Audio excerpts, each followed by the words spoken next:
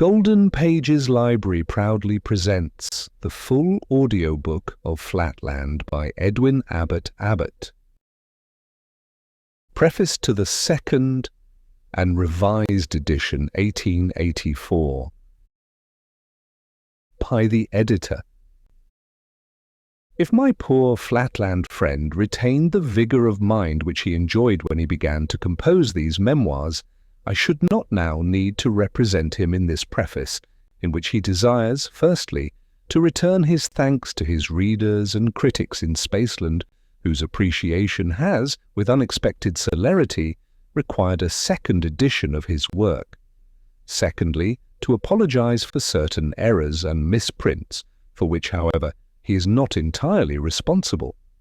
And thirdly, to explain one or two misconceptions. But he is not the square he once was. Years of imprisonment and the still heavier burden of general incredulity and mockery have combined with the natural decay of old age to erase from his mind many of the thoughts and notions, and much also of the terminology, which he acquired during his short stay in Spaceland. He has, therefore, requested me to reply in his behalf to two special objections, one of an intellectual, the other of a moral nature. The first objection is that a Flatlander seeing a line sees something that must be thick to the eye as well as long to the eye, otherwise it would not be visible if it had not some thickness. And consequently he ought, it is argued, to acknowledge that his countrymen are not only long and broad, but also, though doubtless in a very slight degree, thick or high. This objection is plausible, and, to Spacelanders, almost irresistible, so that I confess, when I first heard it, I knew not what to reply.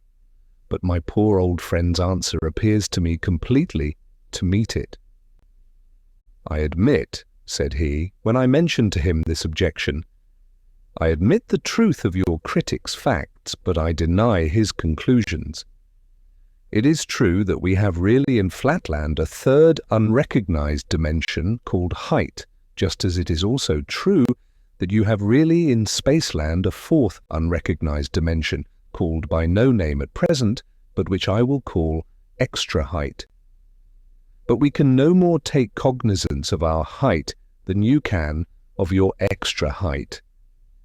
Even I, who have been in Spaceland and have had the privilege of understanding for 24 hours the meaning of height, even I cannot now comprehend it, nor realize it by the sense of sight or by any process of reason. I can but apprehend it by faith. The reason is obvious. Dimension implies direction, implies measurement, implies the more and the less. Now all our lines are equally and infinitesimally thick, or high, whichever you like. Consequently, there is nothing in them to lead our minds to the conception of that dimension. No delicate micrometer, as has been suggested by one too hasty Spaceland critic, would in the least avail us, for we should not know what to measure nor in what direction. When we see a line, we see something that is long and bright. Brightness, as well as length, is necessary to the existence of a line. If the brightness vanishes, the line is extinguished. Hence, all my Flatland friends, when I talk to them about the unrecognized dimension which is somehow visible in a line, say, "Ah, you mean brightness." And when I reply, "No, I mean a real dimension," they at once retort, "Then measure it, or tell us in what direction it extends."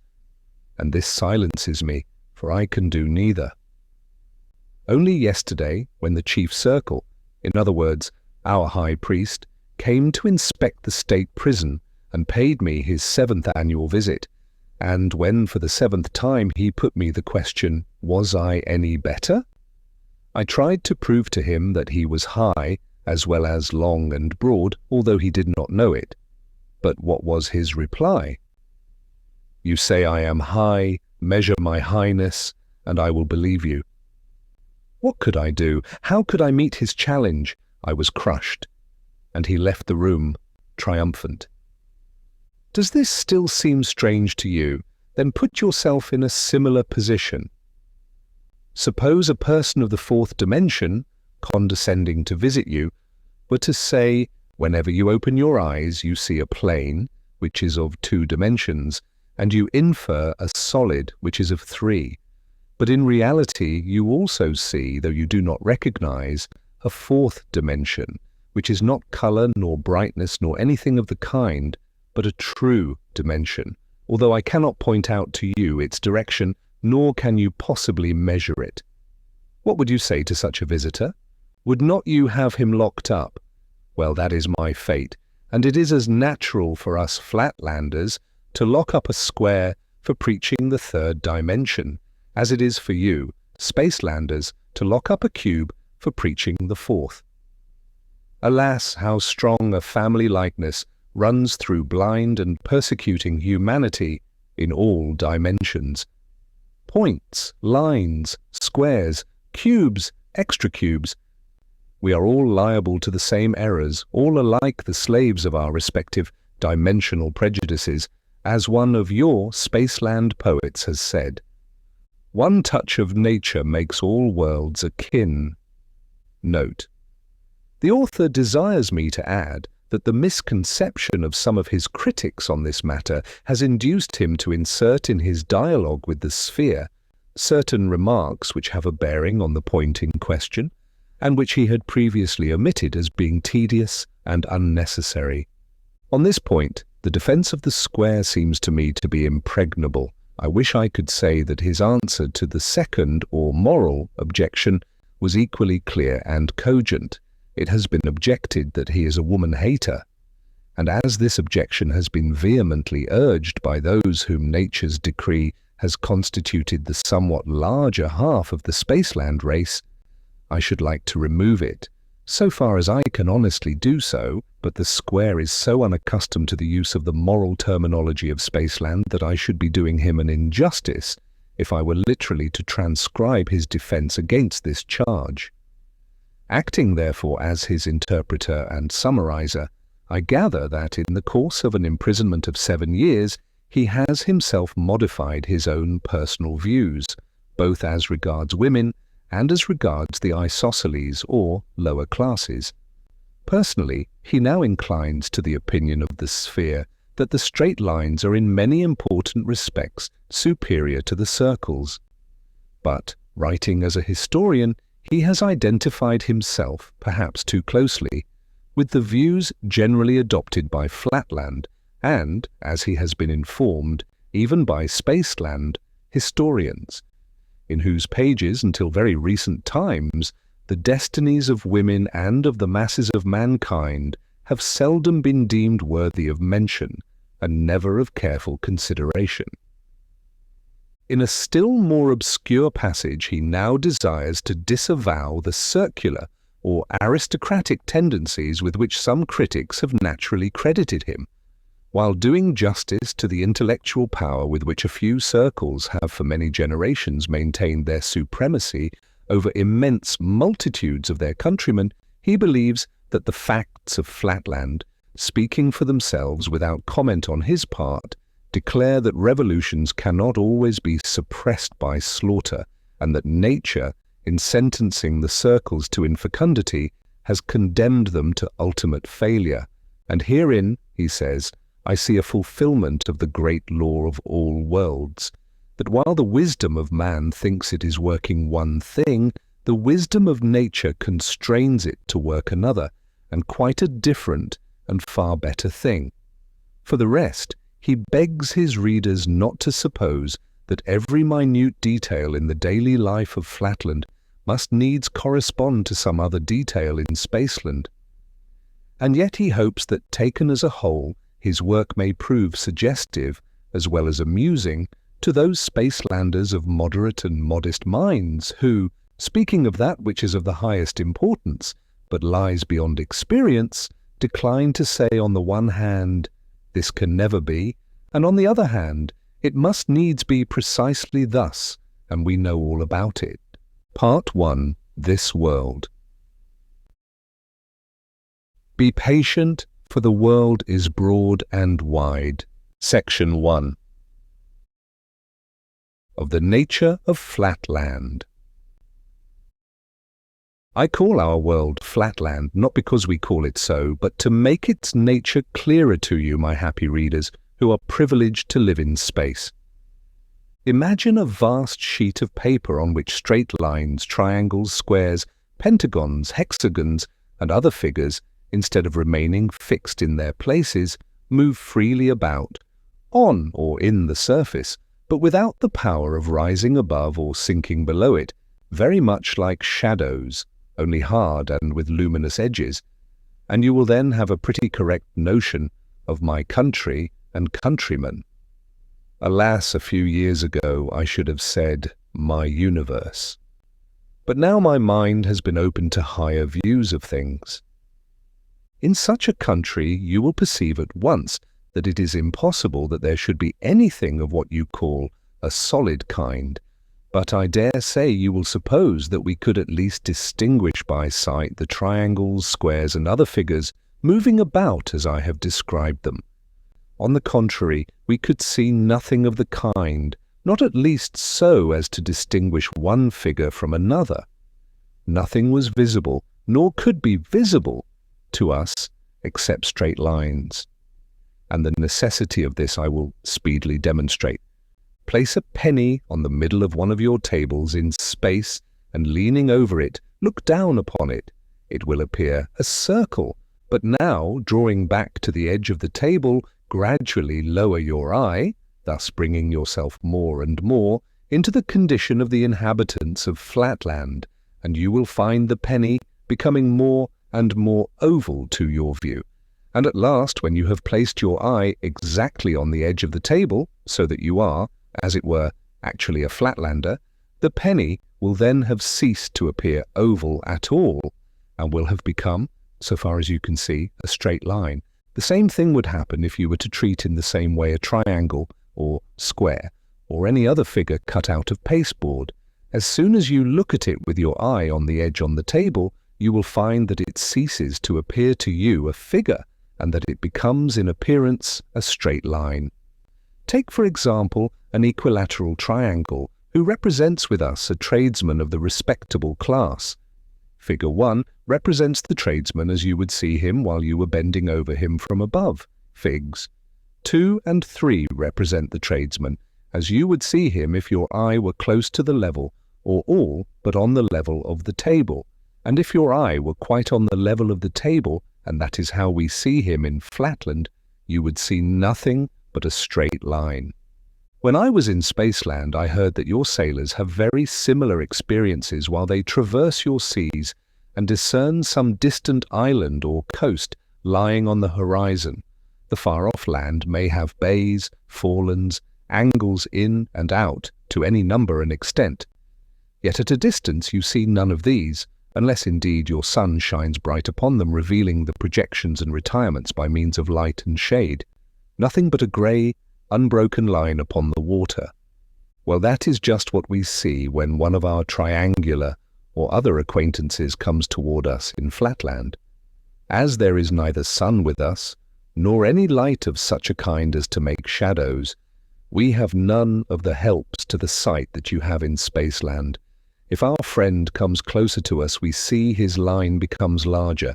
If he leaves us, it becomes smaller, but still he looks like a straight line, be he a triangle, square, pentagon, hexagon, circle, what you will.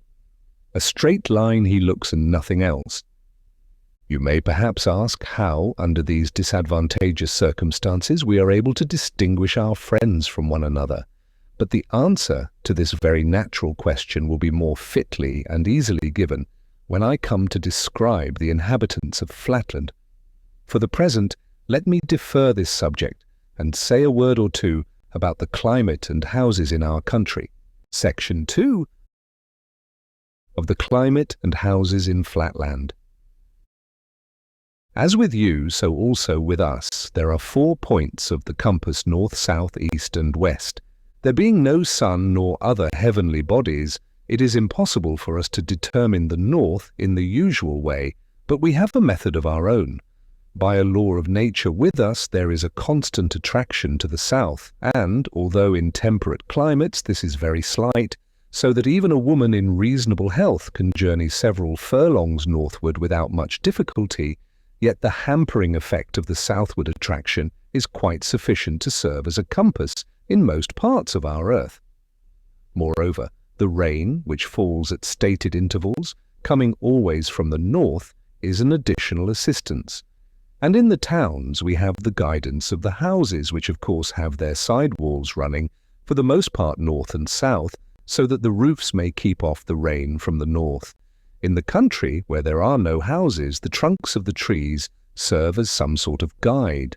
Altogether, we have not so much difficulty as might be expected in determining our bearings.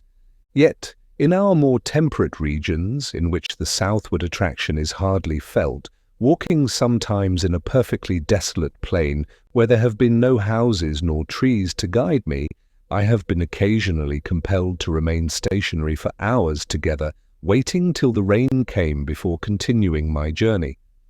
On the weak and aged, and especially on delicate females, the force of attraction tells much more heavily than on the robust of the male sex, so that it is a point of breeding, if you meet a lady in the street, always to give her the north side of the way, by no means an easy thing to do always at short notice, when you are in rude health and in a climate where it is difficult to tell your north from your south.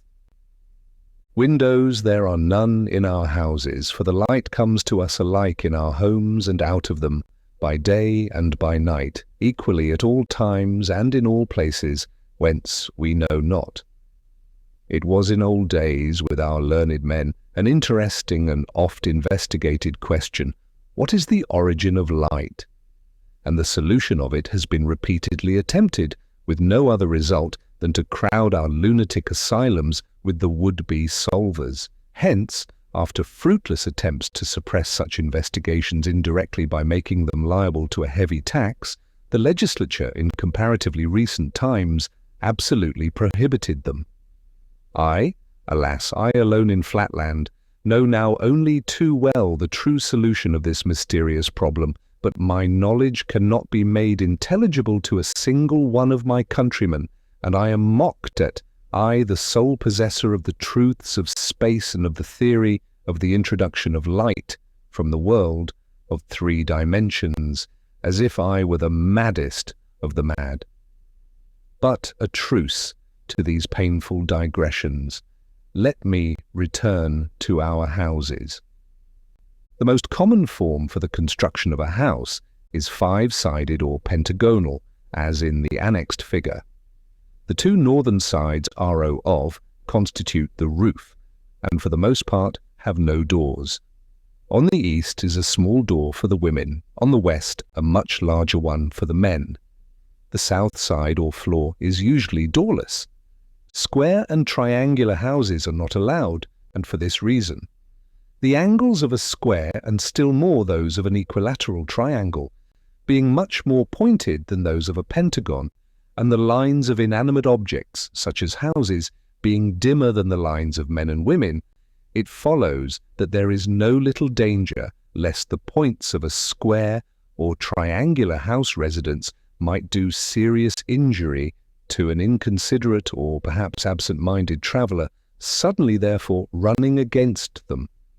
And as early as the 11th century of our era, triangular houses were universally forbidden by law, the only exceptions being fortifications, powder magazines, barracks and other state buildings, which it is not desirable that the general public should approach without circumspection. At this period, square houses were still everywhere permitted, though discouraged by a special tax. But about 3 centuries afterwards, the law decided that in all towns containing a population above 10,000, the angle of a pentagon was the smallest house angle that could be allowed consistently with the public safety. The good sense of the community has seconded the efforts of the legislature, and now, even in the country, the pentagonal construction has superseded every other. It is only now and then in some very remote and backward agricultural district that an antiquarian may still discover a square house. Section 3. Concerning the inhabitants of Flatland. The greatest length or breadth of a full-grown inhabitant of Flatland may be estimated at about 11 of your inches. 12 inches may be regarded as a maximum. Our women are straight lines. Our soldiers and lowest classes of workmen are triangles with 2 equal sides, each about 11 inches long, and a base or third side so short, often not exceeding half an inch, that they form at their vertices a very sharp and formidable angle. Indeed, when their bases are of the most degraded type, not more than the 1/8 part of an inch in size, they can hardly be distinguished from straight lines or women, so extremely pointed are their vertices. With us, as with you, these triangles are distinguished from others by being called isosceles, and by this name I shall refer to them in the following pages. Our middle class consists of equilateral or equal-sided triangles.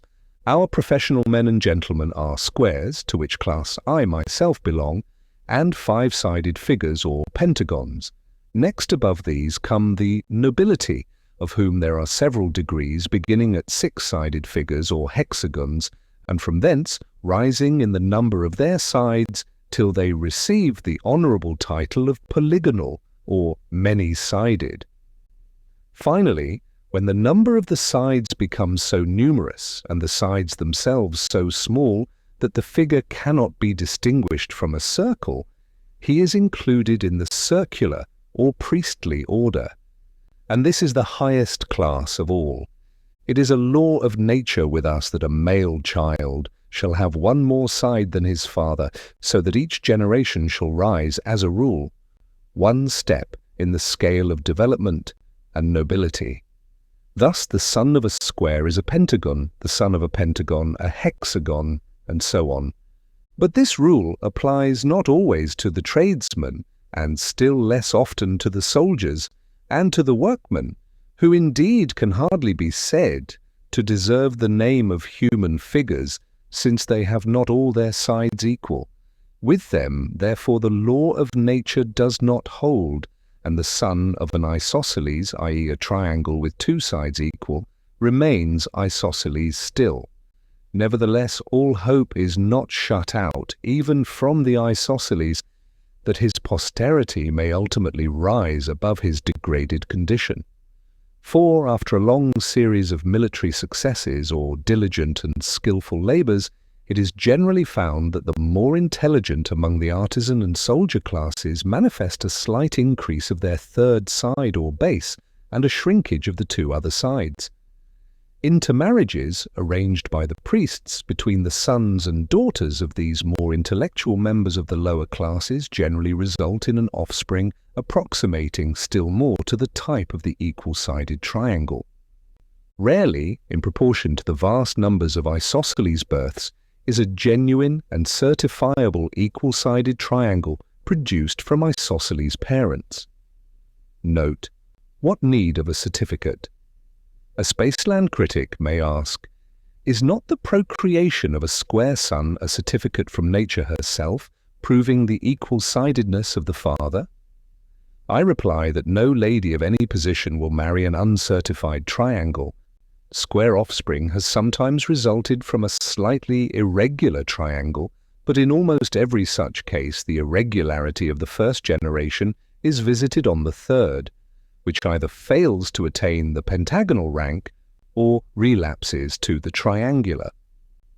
Such a birth requires, as its antecedents, not only a series of carefully arranged intermarriages, but also a long continued exercise of frugality and self-control on the part of the would-be ancestors of the coming equilateral, and a patient, systematic and continuous development of the isosceles intellect through many generations.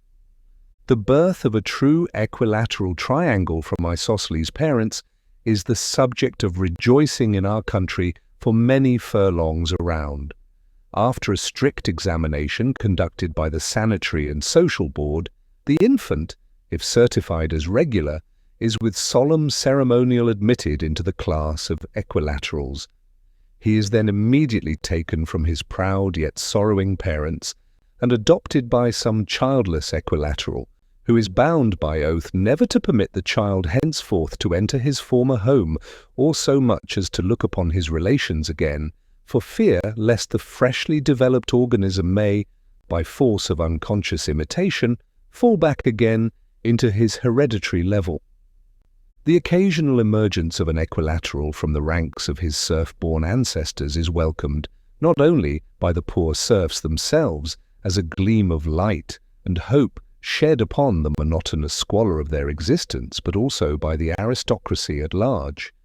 For all the higher classes are well aware that these rare phenomena, while they do little or nothing to vulgarize their own privileges, serve as a most useful barrier against revolution from below. Had the acute-angled rabble been all, without exception, absolutely destitute of hope and of ambition, they might have found leaders in some of their many seditious outbreaks so able as to render their superior numbers and strength too much even for the wisdom of the circles.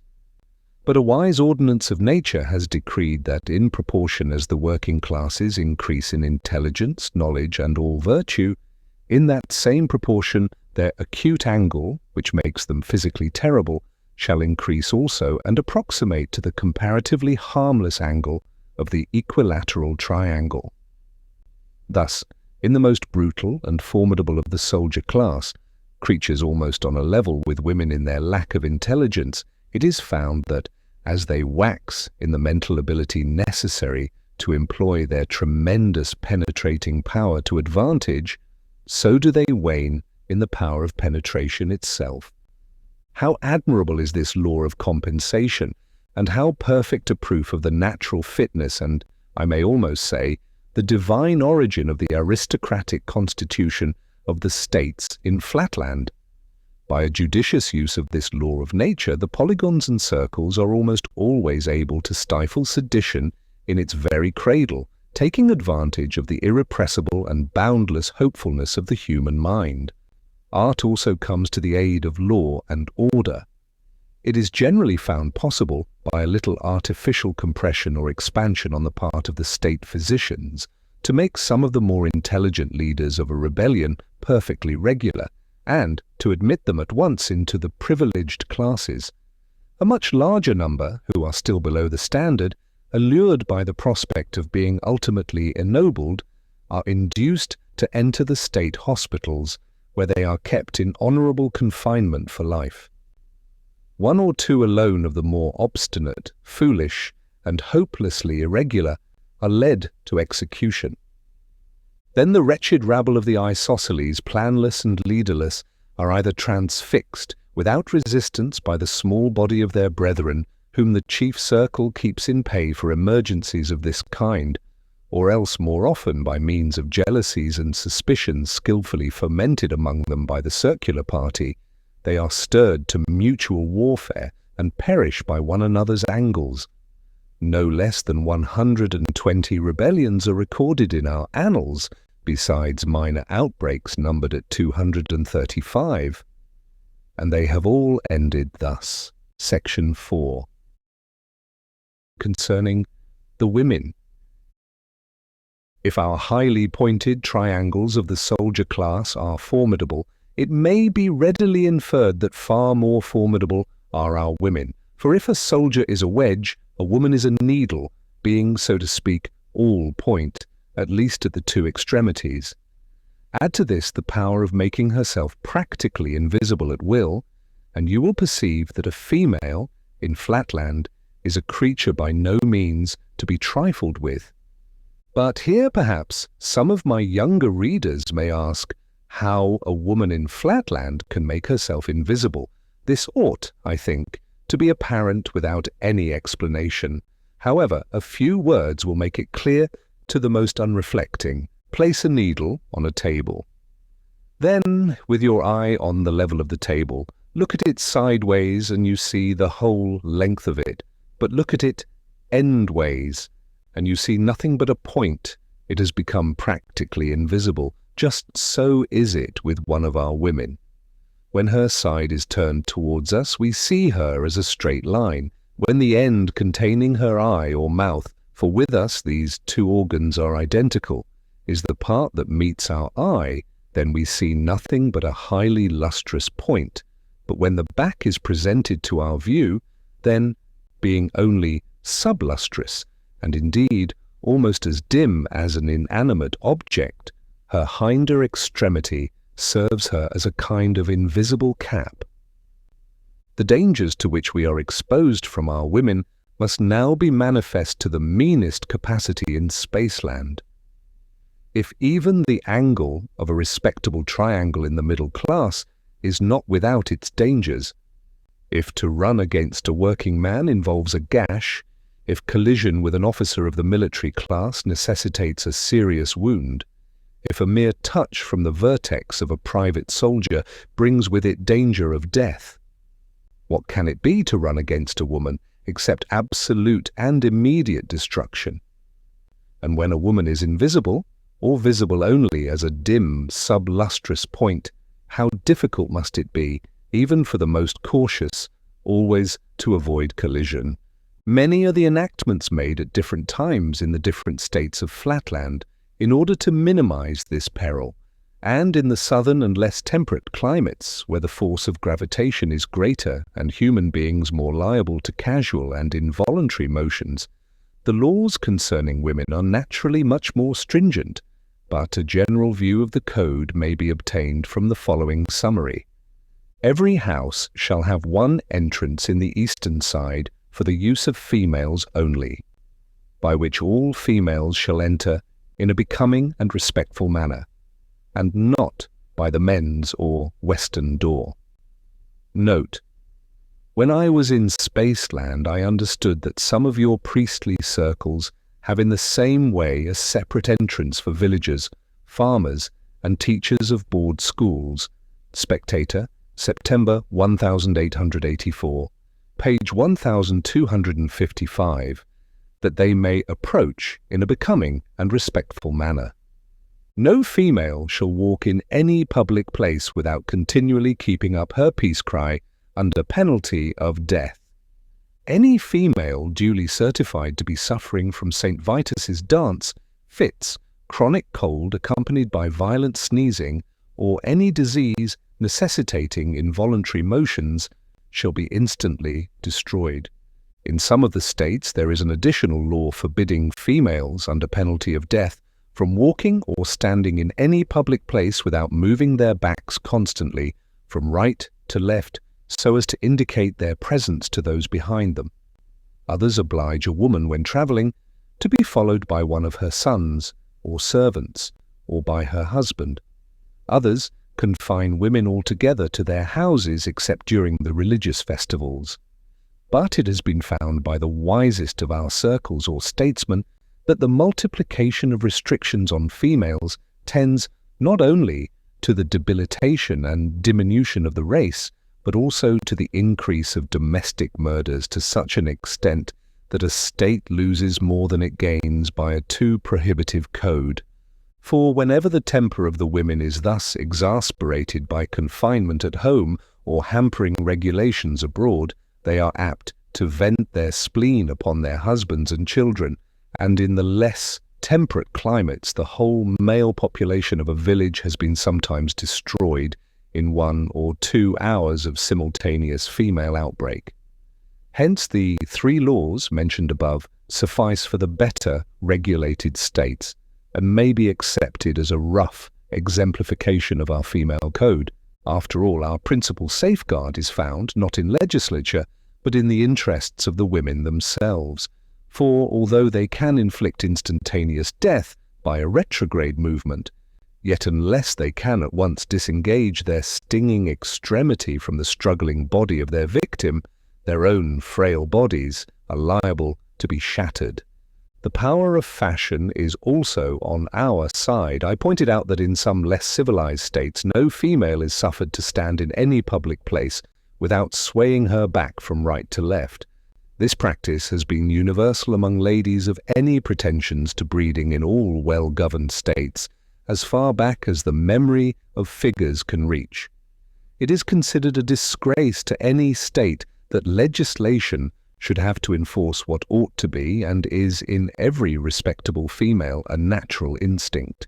The rhythmical, and if I may so say, well-modulated undulation of the back in our ladies of circular rank is envied and imitated by the wife of a common equilateral, who can achieve nothing beyond a mere monotonous swing, like the ticking of a pendulum, and the regular tick of the equilateral is no less admired and copied by the wife of the progressive and aspiring isosceles, in the females of whose family no back motion of any kind has become, as yet, a necessity of life.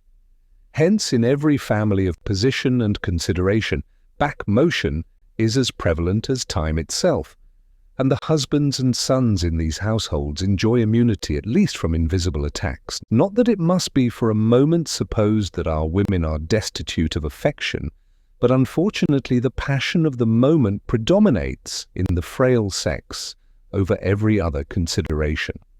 This is, of course, a necessity arising from their unfortunate conformation. For as they have no pretensions to an angle, being inferior in this respect to the very lowest of the isosceles, they are consequently wholly devoid of brain power, and have neither reflection, judgment, nor forethought, and hardly any memory. Hence, in their fits of fury, they remember no claims and recognize no distinctions. I have actually known a case where a woman has exterminated her whole household, and half an hour afterwards will be obvious to every sea, and her rage was over, and the fragments swept away, has asked what has become of her husband and her children. Obviously, then, a woman is not to be irritated as long as she is in a position where she can turn round. When you have them in their apartments, which are constructed with a view to denying them that power, you can say and do what you like, for they are then wholly impotent for mischief, and will not remember a few minutes hence the incident for which they may be, at this moment, threatening you with death, nor the promises which you may have found it necessary to make in order to pacify their fury. On the whole, we get on pretty smoothly in our domestic relations, except in the lower strata of the military classes. There, the want of tact and discretion on the part of the husbands produces at times indescribable disasters. Relying too much on the offensive weapons of their acute angles instead of the defensive organs of good sense and seasonable simulation, these reckless creatures too often neglect the prescribed construction of the women's apartments, or irritate their wives by ill-advised expressions out of doors, which they refuse immediately to retract. Moreover, a blunt and stolid regard for literal truth indisposes them to make those lavish promises by which the more judicious circle can in a moment pacify his consort.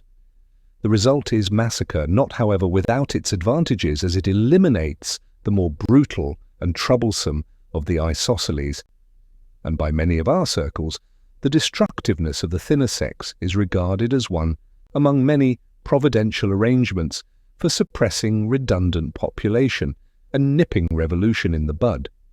Yet, even in our best regulated and most approximately circular families, I cannot say that the ideal of family life is so high as with you in Spaceland. There is peace, insofar as the absence of slaughter may be called by that name, but there is necessarily little harmony of tastes or pursuits, and the cautious wisdom of the circles has ensured safety at the cost of domestic comfort.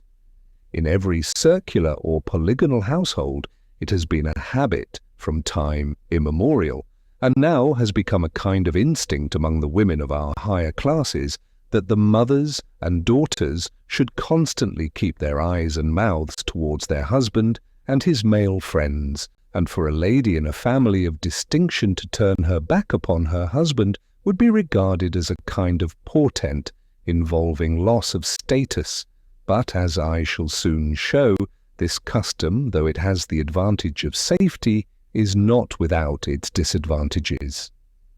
In the house of the working man or respectable tradesman, where the wife is allowed to turn her back upon her husband while pursuing her household avocations, there are at least intervals of quiet when the wife is neither seen nor heard, except for the humming sound of the continuous peace cry, but in the homes of the upper classes there is too often no peace.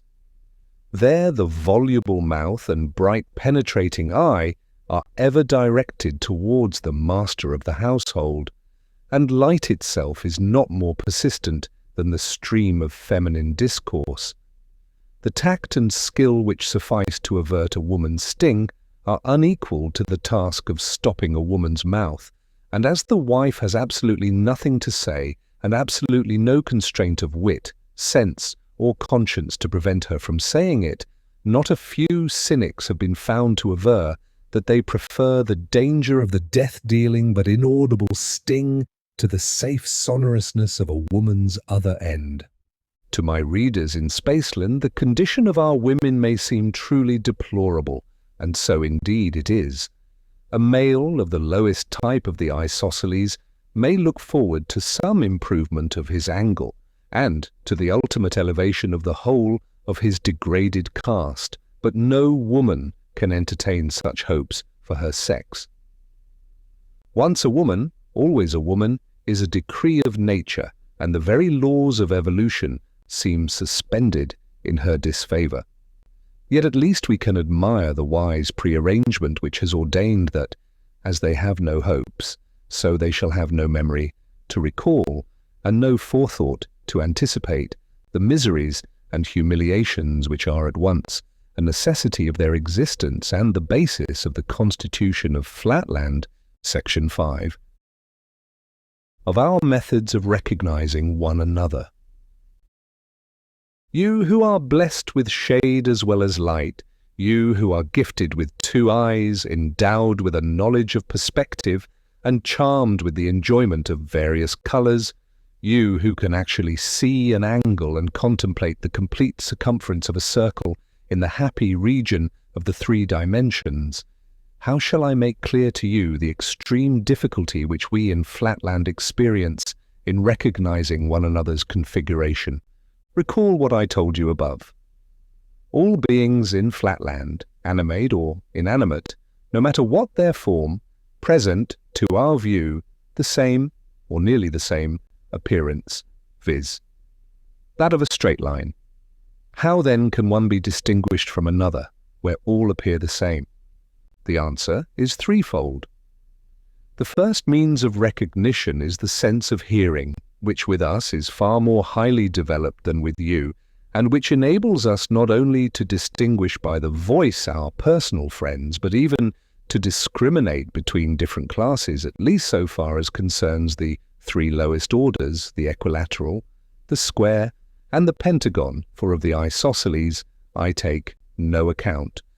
But as we ascend in the social scale, the process of discriminating and being discriminated by hearing increases in difficulty, partly because voices are assimilated, partly because the faculty of voice discrimination is a plebeian virtue not much developed among the aristocracy, and wherever there is any danger of imposture, we cannot trust to this method. Amongst our lowest orders, the vocal organs are developed to a degree more than correspondent with those of hearing, so that an isosceles can easily feign the voice of a polygon, and, with some training, that of a circle himself. A second method is therefore more commonly resorted to. Feeling is, among our women and lower classes, about our upper classes I shall speak presently, the principal test of recognition, at all events between strangers, and when the question is, not as to the individual, but as to the class. What therefore introduction is among the higher classes in Spaceland, that the process of feeling is with us. Permit me to ask you to feel and be felt by my friend Mr. So-and-so is still, among the more old-fashioned of our country gentlemen in districts remote from towns, the customary formula for a Flatland introduction. But in the towns and among men of business the words "be felt by" are omitted, and the sentence is abbreviated to "let me ask you to feel Mr. So-and-so," although it is assumed, of course, that the feeling is to be reciprocal. Among our still more modern and dashing young gentlemen, who are extremely averse to superfluous effort and supremely indifferent to the purity of their native language, the formula is still further curtailed by the use of to feel in a technical sense, meaning to recommend for the purposes of feeling and being felt. And at this moment, the slang of polite or fast society in the upper classes sanctions such a barbarism as Mr. Smith, permit me to feel Mr. Jones. Let not my reader, however, suppose that feeling is with us the tedious process that it would be with you, or that we find it necessary to feel right round all the sides of every individual before we determine the class to which he belongs. Long practice and training, begun in the schools and continued in the experience of daily life, enable us to discriminate at once by the sense of touch between the angles of an equal-sided triangle, square, and pentagon. And I need not say that the brainless vertex of an acute-angled isosceles is obvious to the dullest touch. It is therefore not necessary as a rule to do more than feel a single angle of an individual. And this, once ascertained, tells us the class of the person whom we are addressing, unless indeed he belongs to the higher sections of the nobility. There the difficulty is much greater. Even a Master of Arts in our University of Wentbridge has been known to confuse a 10-sided with a 12-sided polygon, and there is hardly a Doctor of Science in or out of that famous university who could pretend to decide promptly and unhesitatingly between a 20-sided and a 24-sided member of the aristocracy. Those of my readers who recall the extracts I gave above from the legislative code concerning women will readily perceive that the process of introduction by contact requires some care and discretion. Otherwise, the angles might inflict on the unwary feeler irreparable injury.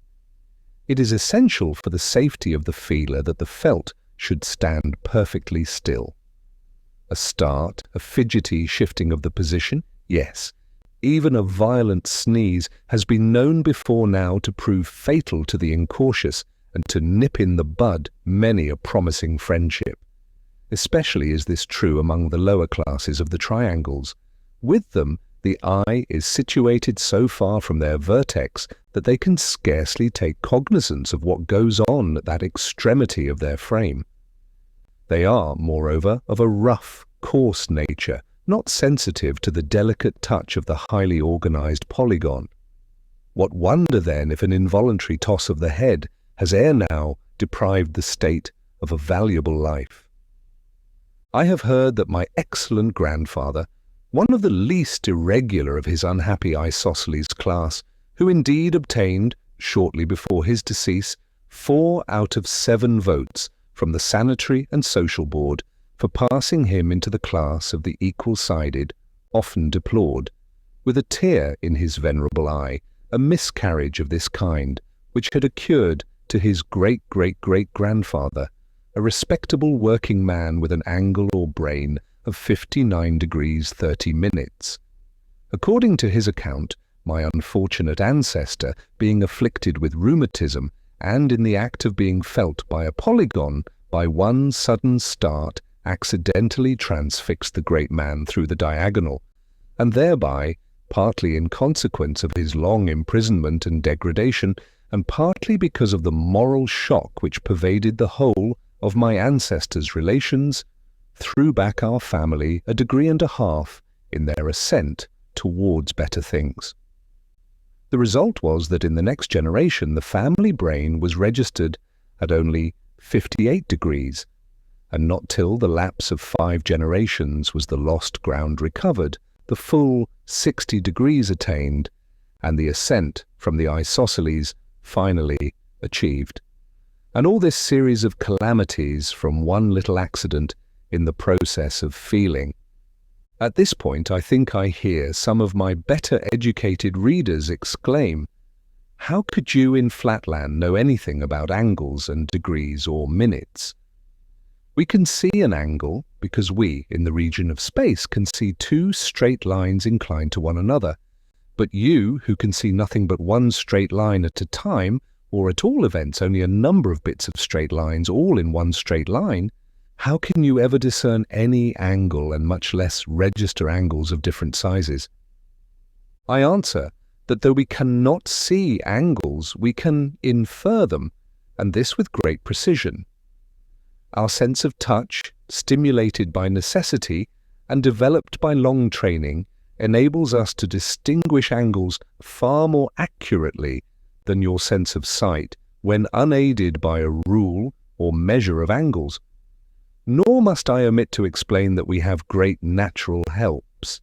It is with us a law of nature that the brain of the isosceles class shall begin at 1/2 degree or 30 minutes, and shall increase, if it increases at all, by 1/2 degree in every generation, until the goal of 60 degrees is reached, when the condition of serfdom is quitted and the freeman enters the class of regulars. Consequently, nature herself supplies us with an ascending scale or alphabet of angles for 1/2 degree up to 60 degrees, specimens of which are placed in every elementary school throughout the land. Owing to occasional retrogressions, to still more frequent moral and intellectual stagnation, and to the extraordinary fecundity of the criminal and vagabond classes, there is always a vast superfluity of individuals of the 1/2 degree and single degree class, and a fair abundance of specimens up to 10 degrees.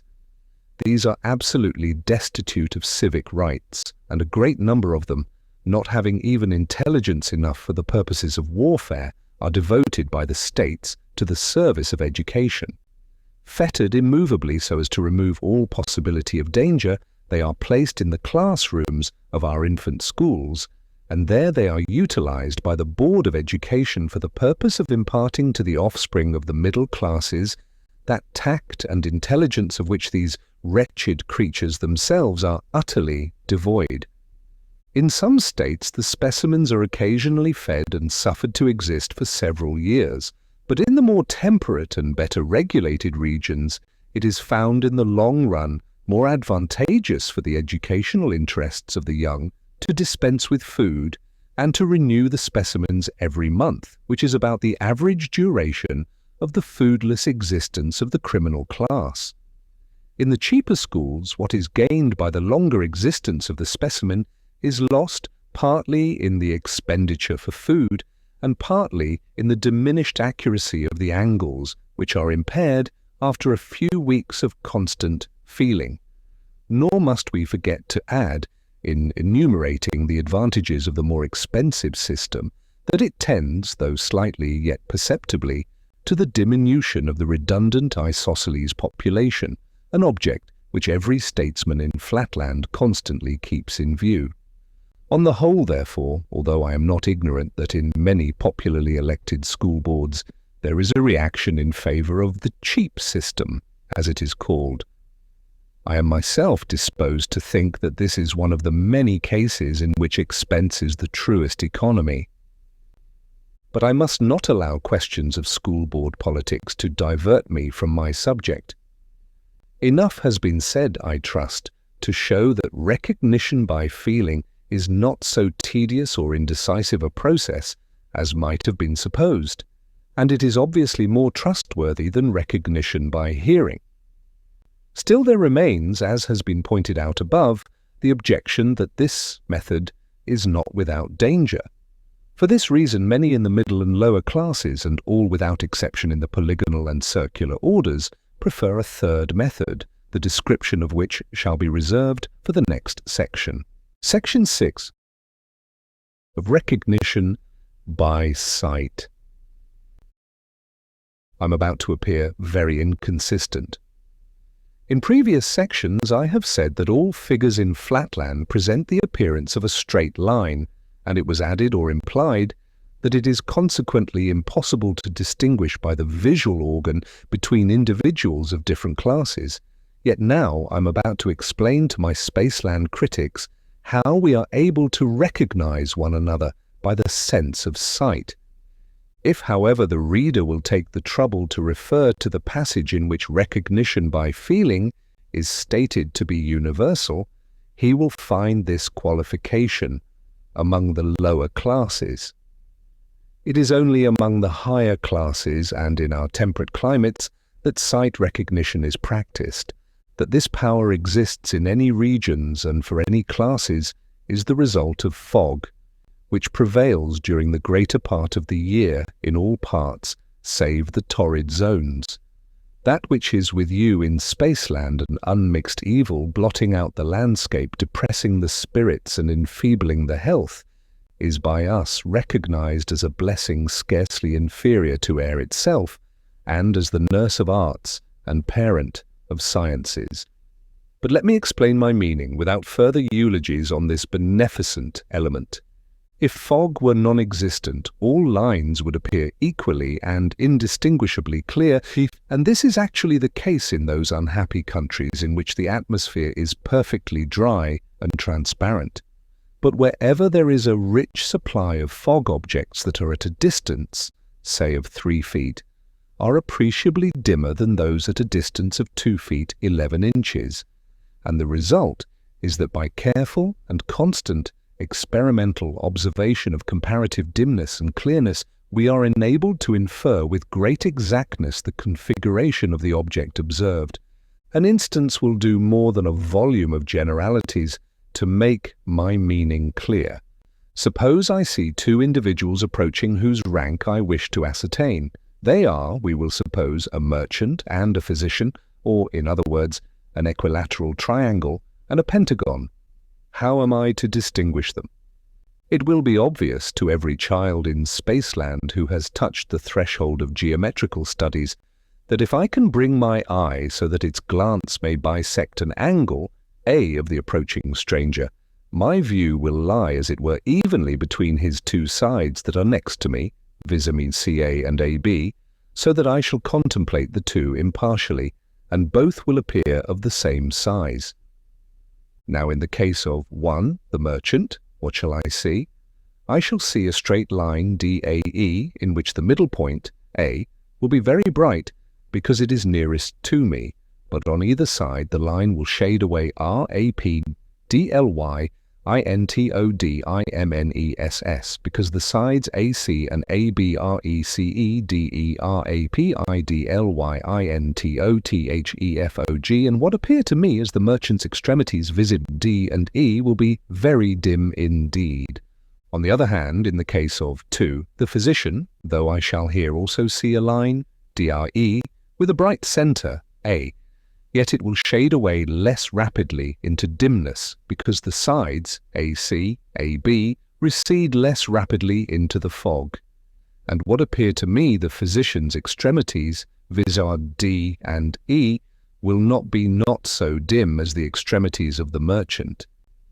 The reader will probably understand from these 2 instances how, after a very long training supplemented by constant experience, it is possible for the well-educated classes among us to discriminate with fair accuracy between the middle and lowest orders by the sense of sight.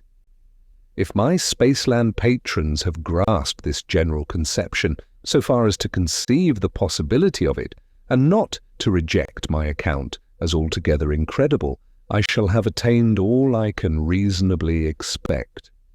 Were I to attempt further details, I should only perplex. Yet for the sake of the young and inexperienced who may perchance infer, from the 2 simple instances I have given above, of the manner in which I should recognize my father and my sons, that recognition by sight is an easy affair, it may be needful to point out that in actual life most of the problems of sight recognition are far more subtle and complex. If, for example, when my father, the triangle, approaches me, he happens to present his side to me instead of his angle, then, until I have asked him to rotate, or until I have edged my eye round him, I am for the moment doubtful whether he may not be a straight line, or, in other words, a woman.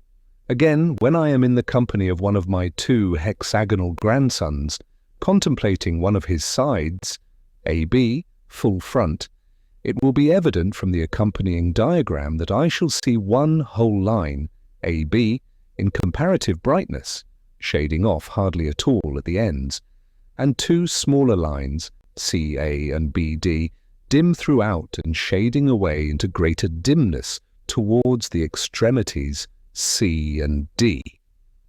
But I must not give way to the temptation of enlarging on these topics. The meanest mathematician in Spaceland will readily believe me when I assert that the problems of life, which present themselves to the well-educated when they are themselves in motion, rotating, advancing, or retreating, and at the same time attempting to discriminate by the sense of sight between a number of polygons of high rank moving in different directions, as, for example, in a ballroom or conversazione, must be of a nature to task the angularity of the most intellectual and amply justify the rich endowments of the learned professors of geometry, both static and kinetic, in the illustrious University of Wentbridge, where the science and art of sight recognition are regularly taught to large classes of the elite of the states. It is only a few of the scions of our noblest and wealthiest houses who are able to give the time and money necessary for the thorough prosecution of this noble and valuable art. Even to me, a mathematician of no mean standing, and the grandfather of two most hopeful and perfectly regular hexagons, to find myself in the midst of a crowd of rotating polygons of the higher classes is occasionally very perplexing. And of course, to a common tradesman or serf, such a sight is almost as unintelligible as it would be to you, my reader, were you suddenly transported into our country. In such a crowd you could see on all sides of you nothing but a line, apparently straight, but of which the parts would vary irregularly and perpetually in brightness or dimness. Even if you had completed your third year in the pentagonal and hexagonal classes in the university, and were perfect in the theory of the subject, you would still find that there was need of many years of experience before you could move in a fashionable crowd without jostling against your betters, whom it is against etiquette to ask to feel, and who, by their superior culture and breeding, know all about your movements, while you know very little or nothing about theirs. In a word, to comport oneself with perfect propriety in polygonal society, one ought to be a polygon oneself. Such at least is the painful teaching of my experience. It is astonishing how much the art, or I may almost call it instinct, of sight recognition is developed by the habitual practice of it and by the avoidance of the custom of feeling. Just as with you, the deaf and dumb, if once allowed to gesticulate and to use the hand alphabet, will never acquire the more difficult but far more valuable art of lip speech and lip reading, so it is with us as regards seeing and feeling. None who in early life resort to feeling will ever learn seeing in perfection. For this reason, among our higher classes, feeling is discouraged or absolutely forbidden. From the cradle, their children, instead of going to the public elementary schools, where the art of feeling is taught, are sent to higher seminaries of an exclusive character, and at our illustrious university, to feel is regarded as a most serious fault, involving rustication for the first offence and expulsion for the second. But among the lower classes, the art of sight recognition is regarded as an unattainable luxury. A common tradesman cannot afford to let his son spend a third of his life in abstract studies. The children of the poor are therefore allowed to feel from their earliest years, and they gain thereby a precocity and an early vivacity which contrast at first most favourably with the inert, undeveloped, and listless behaviour of the half-instructed youths of the polygonal class. But when the latter have at last completed their university course and are prepared to put their theory into practice, the change that comes over them may almost be described as a new birth, and in every art, science, and social pursuit they rapidly overtake and distance their triangular competitors. Only a few of the polygonal class fail to pass the final test or leaving examination at the university. The condition of the unsuccessful minority is truly pitiable. Rejected from the higher class, they are also despised by the lower. They have neither the matured and systematically trained powers of the polygonal bachelors and masters of arts, nor yet the native precocity and mercurial versatility of the youthful tradesman. The professions, the public services are closed against them, and though in most states they are not actually debarred from marriage, yet they have the greatest difficulty in forming suitable alliances, as experience shows that the offspring of such unfortunate and ill-endowed parents is generally itself unfortunate, if not positively irregular. It is from these specimens of the refuse of our nobility that the great tumults and seditions of past ages have generally derived their leaders, and so great is the mischief thence arising that an increasing minority of our more progressive statesmen are of opinion that true mercy would dictate their entire suppression by enacting that all who fail to pass the final examination of the university should be either imprisoned for life or extinguished by a painless death. But I find myself digressing into the subject of irregularities, a matter of such vital interest that it demands a separate section. Section 7, concerning irregular figures. Throughout the previous pages I have been assuming, what perhaps should have been laid down at the beginning as a distinct and fundamental proposition, that every human being in Flatland is a regular figure, that is to say, of regular construction. By this I mean that a woman must not only be a line, but a straight line, that an artisan or soldier must have 2 of his sides equal, that tradesmen must have 3 sides equal, lawyers, of which class I am a humble member, 4 sides equal, and generally that in every polygon all the sides must be equal. The size of the sides would of course depend upon the age of the individual. A female at birth would be about an inch long, while a tall adult woman might extend to a foot. As to the males of every class, it may be roughly said that the length of an adult's sides when added together is 2 feet or a little more, but the size of our sides is not under consideration. I am speaking of the equality of sides, and it does not need much reflection to see that the whole of the social life in Flatland rests upon the fundamental fact that nature wills all figures to have their sides equal. If our sides were unequal, our angles might be unequal. Instead of its being sufficient to feel or estimate by sight a single angle in order to determine the form of an individual, it would be necessary to ascertain each angle by the experiment of feeling. But life would be too short for such a tedious grouping. The whole science and art of sight recognition would at once perish. Feeling, so far as it is an art, would not long survive. Intercourse would become perilous or impossible. There would be an end to all confidence, all forethought. No one would be safe in making the most simple social arrangements. In a word, civilization would relapse into barbarism. Am I going too fast to carry my readers with me to these obvious conclusions? Surely a moment's reflection and a single instance from common life must convince everyone that our whole social system is based upon regularity or equality of angles. You meet, for example, 2 or 3 tradesmen in the street whom you recognize at once to be tradesmen by a glance at their angles and rapidly bedimmed sides, and you ask them to step into your house to lunch. This you do at present with perfect confidence, because everyone knows to an inch or 2 the area occupied by an adult triangle. But imagine that your tradesman drags behind his regular and respectable vertex a parallelogram of 12 or 13 inches in diagonal. What are you to do with such a monster sticking fast in your house door?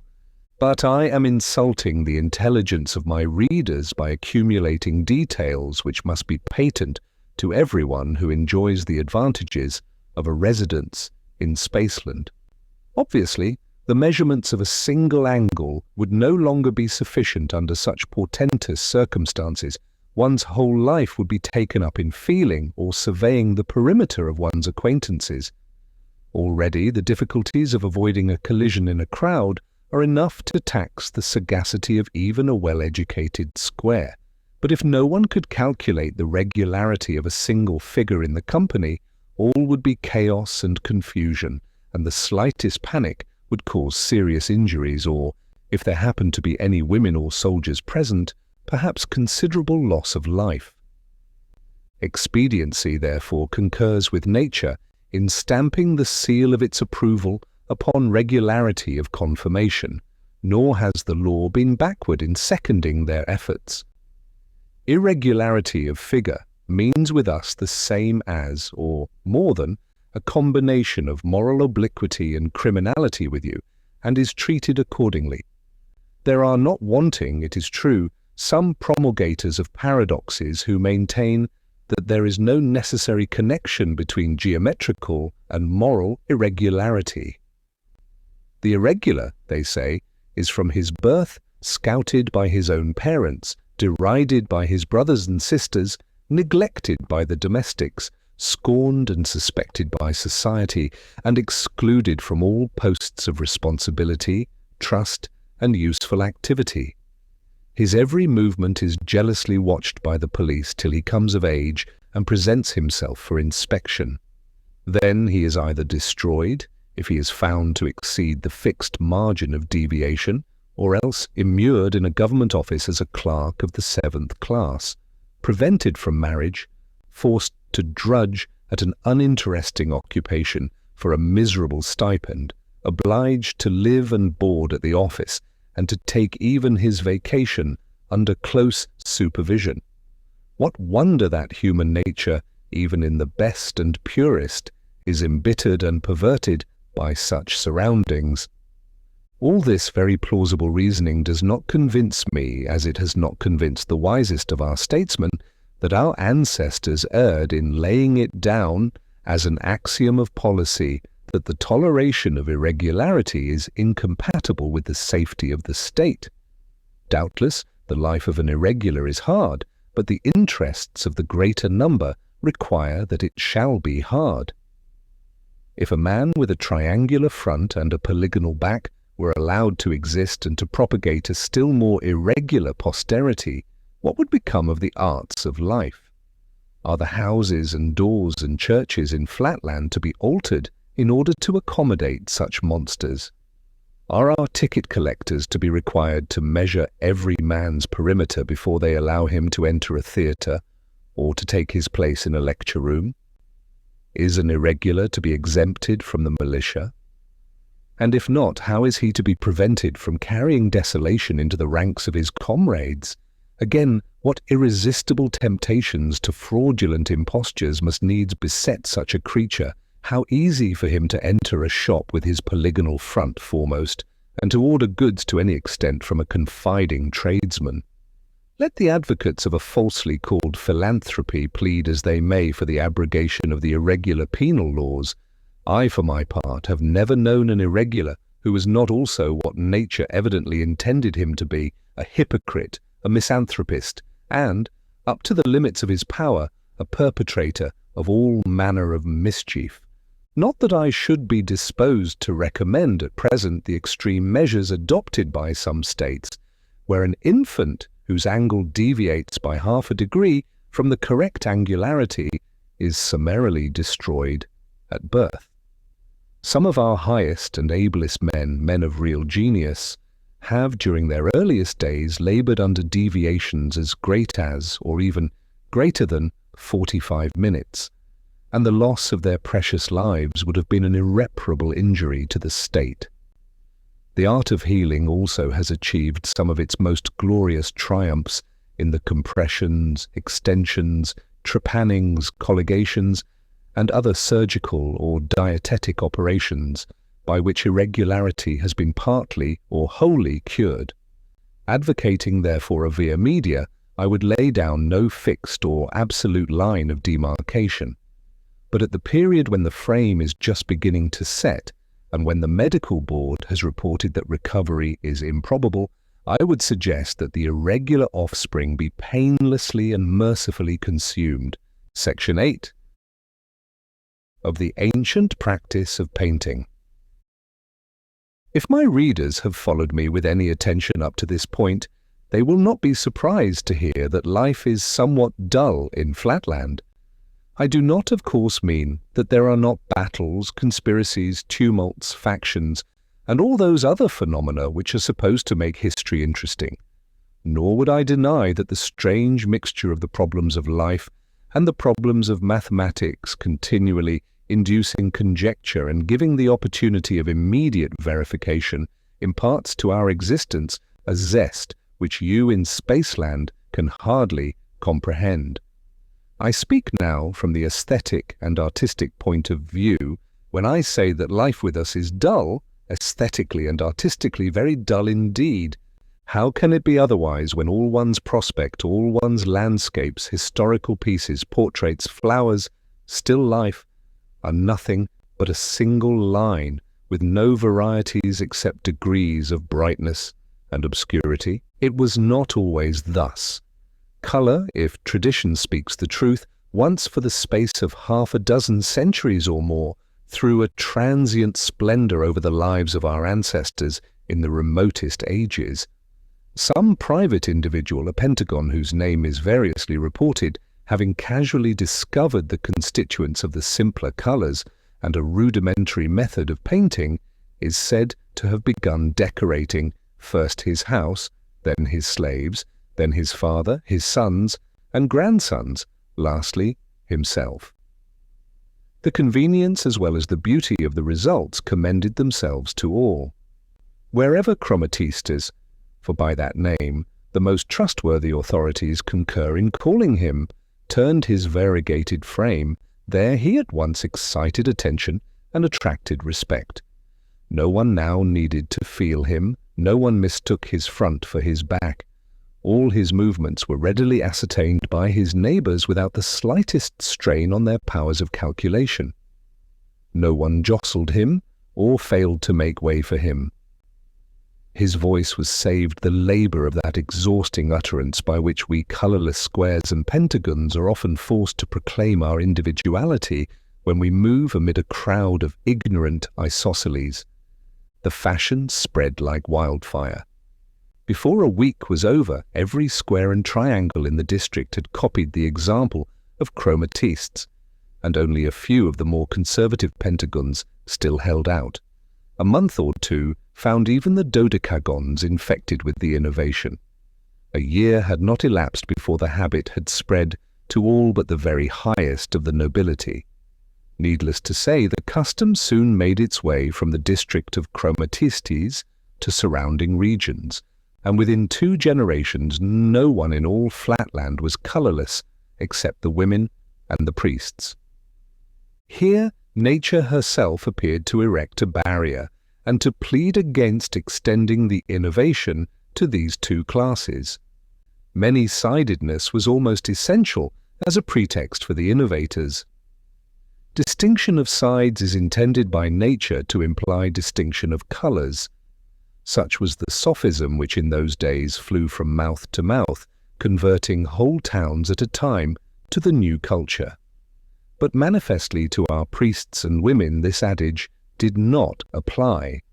The latter had only one side and therefore, plurally and pedantically speaking, no sides. The former, if at least they would assert their claim to be really and truly circles and not mere high-class polygons with an infinitely large number of infinitesimally small sides, were in the habit of boasting, what women confessed and deplored, that they also had no sides, being blessed with a perimeter of one line, or, in other words, a circumference. Hence it came to pass that these 2 classes could see no force in the so-called axiom about distinction of sides implying distinction of colour. And when all others had succumbed to the fascinations of corporal decoration, the priests and the women alone still remained pure from the pollution of paint. Immoral, licentious, anarchical, unscientific, call them by what names you will. Yet from an aesthetic point of view, those ancient days of the colour revolt were the glorious childhood of art in Flatland. A childhood, alas, that never ripened into manhood, nor even reached the blossom of youth. To live was then in itself a delight, because living implied seeing. Even at a small party, the company was a pleasure to behold. The richly varied hues of the assembly in a church or theatre are said to have more than once proved too distracting for our greatest teachers and actors. But most ravishing of all is said to have been the unspeakable magnificence of a military review. The sight of a line of battle of 20,000 isosceles suddenly facing about and exchanging the sombre black of their bases for the orange and purple of the two sides, including their acute angle. The militia of the equilateral triangles tricolored in red, white, and blue. The mauve, ultramarine, gamboge, and burnt umber of the square artillerymen rapidly rotating near their vermilion guns. The dashing and flashing of the five-coloured and six-coloured pentagons and hexagons careering across the field in their offices of surgeons, geometricians, and aides de camp. All these may well have been sufficient to render credible the famous story how an illustrious circle, overcome by the artistic beauty of the forces under his command, threw aside his marshal's baton and his royal crown, exclaiming that he henceforth exchanged them for the artist's pencil. How great and glorious the sensuous development of these days must have been is in part indicated by the very language and vocabulary of the period. The commonest utterances of the commonest citizens in the time of the colour revolt seem to have been suffused with a richer tinge of word or thought, and to that era we are even now indebted for our finest poetry and for whatever rhythm still remains in the more scientific utterance of these modern days. Section 9. Of the Universal Colour Bill. But meanwhile the intellectual arts were fast decaying. The art of sight recognition, being no longer needed, was no longer practiced, and the studies of geometry, statics, kinetics, and other kindred subjects came soon to be considered superfluous and fell into disrespect and neglect even at our university. The inferior art of feeling speedily experienced the same fate at our elementary schools. Then the isosceles classes, asserting that the specimens were no longer used nor needed, and refusing to pay the customary tribute from the criminal classes to the service of education, waxed daily more numerous and more insolent on the strength of their immunity from the old burden which had formerly exercised the twofold wholesome effect of at once taming their brutal nature and thinning their excessive numbers. Year by year the soldiers and artisans began more vehemently to assert, and with increasing truth, that there was no great difference between them and the very highest class of polygons, now that they were raised to an equality with the latter, and enabled to grapple with all the difficulties and solve all the problems of life, whether statical or kinetical, by the simple process of colour recognition. Not content with the natural neglect into which sight recognition was falling, they began boldly to demand the legal prohibition of all monopolizing an aristocratic arts, and the consequent abolition of all endowments for the studies of sight recognition, mathematics, and feeling. Soon they began to insist that inasmuch as colour, which was a second nature, had destroyed the need of aristocratic distinctions, the law should follow in the same path, and that henceforth all individuals and all classes should be recognized as absolutely equal and entitled to equal rights. Finding the higher orders wavering and undecided, the leaders of the revolution advanced still further in their requirements, and at last demanded that all classes alike, the priests and the women not excepted, should do homage to colour by submitting to be painted. When it was objected that priests and women had no sides, they retorted that nature and expediency concurred in dictating that the front half of every human being, that is to say the half containing his eye and mouth, should be distinguishable from his hinder half. They therefore brought before a general and extraordinary assembly of all the states of Flatland a bill proposing that in every woman the half containing the eye and mouth should be coloured red, and the other half green. The priests were to be painted in the same way, red being applied to that semicircle in which the eye and mouth formed the middle point, while the other, or hinder semicircle, was to be coloured green. There was no little cunning in this proposal, which indeed emanated not from any isosceles, for no being so degraded would have had angularity enough to appreciate, much less to devise, such a model of statecraft, but from an irregular circle, who, instead of being destroyed in his childhood, was reserved by a foolish indulgence to bring desolation on his country and destruction on myriads of his followers. On the one hand, the proposition was calculated to bring the women in all classes over to the side of the chromatic innovation. For by assigning to the women the same two colours as were assigned to the priests, the revolutionists thereby ensured that in certain positions every woman would appear like a priest and be treated with corresponding respect and deference, a prospect that could not fail to attract the female sex in a mass. But by some of my readers the possibility of the identical appearance of priests and women under the new legislation may not be recognized. If so, a word or two will make it obvious. Imagine a woman duly decorated according to the new code with the front half, i.e. the half containing eye and mouth, red, and with the hinder half green. Look at her from one side. Obviously you will see a straight line, half red, half green. Now imagine a priest whose mouth is at M and whose front semicircle, AMB, is consequently coloured red, while his hinder semicircle is green, so that the diameter AB divides the green from the red. If you contemplate the great man so as to have your eye in the same straight line as his dividing diameter, AB, what you will see will be a straight line, CBD, of which one half, CB, will be red, and the other, BD, green.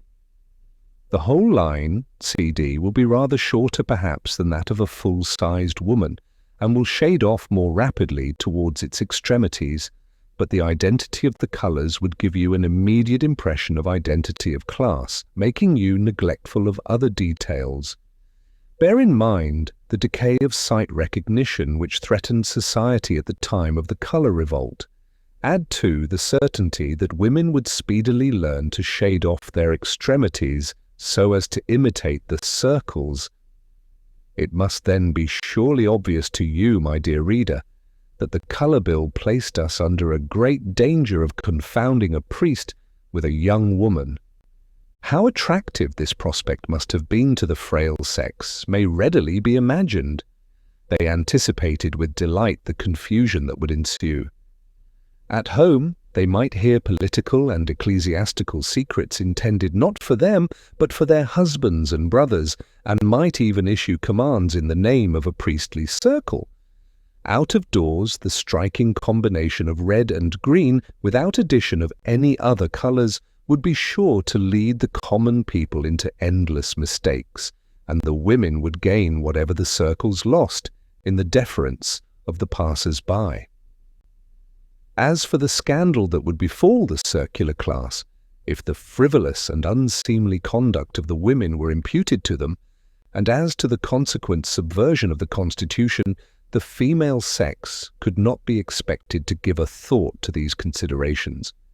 Even in the households of the circles, the women were all in favour of the universal colour bill.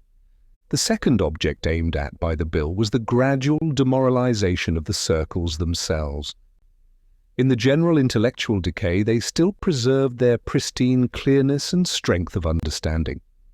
From their earliest childhood, familiarized in their circular households with the total absence of colour, the nobles alone preserved the sacred art of sight recognition, with all the advantages that result from that admirable training of the intellect. Hence, up to the date of the introduction of the Universal Colour Bill, the circles had not only held their own, but even increased their lead of the other classes by abstinence from the popular fashion. Now therefore the artful irregular whom I described above as the real author of this diabolical bill, determined at one blow to lower the status of the hierarchy by forcing them to submit to the pollution of colour, and at the same time to destroy their domestic opportunities of training in the art of sight recognition, so as to enfeeble their intellects by depriving them of their pure and colourless homes. Once subjected to the chromatic taint, every parental and every childish circle would demoralize each other. Only in discerning between the father and the mother would the circular infant find problems for the exercise of its understanding, problems too often likely to be corrupted by maternal impostures, with the result of shaking the child's faith in all logical conclusions.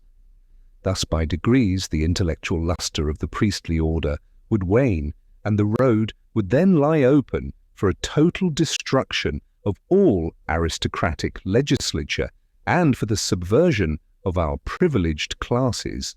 Section 10.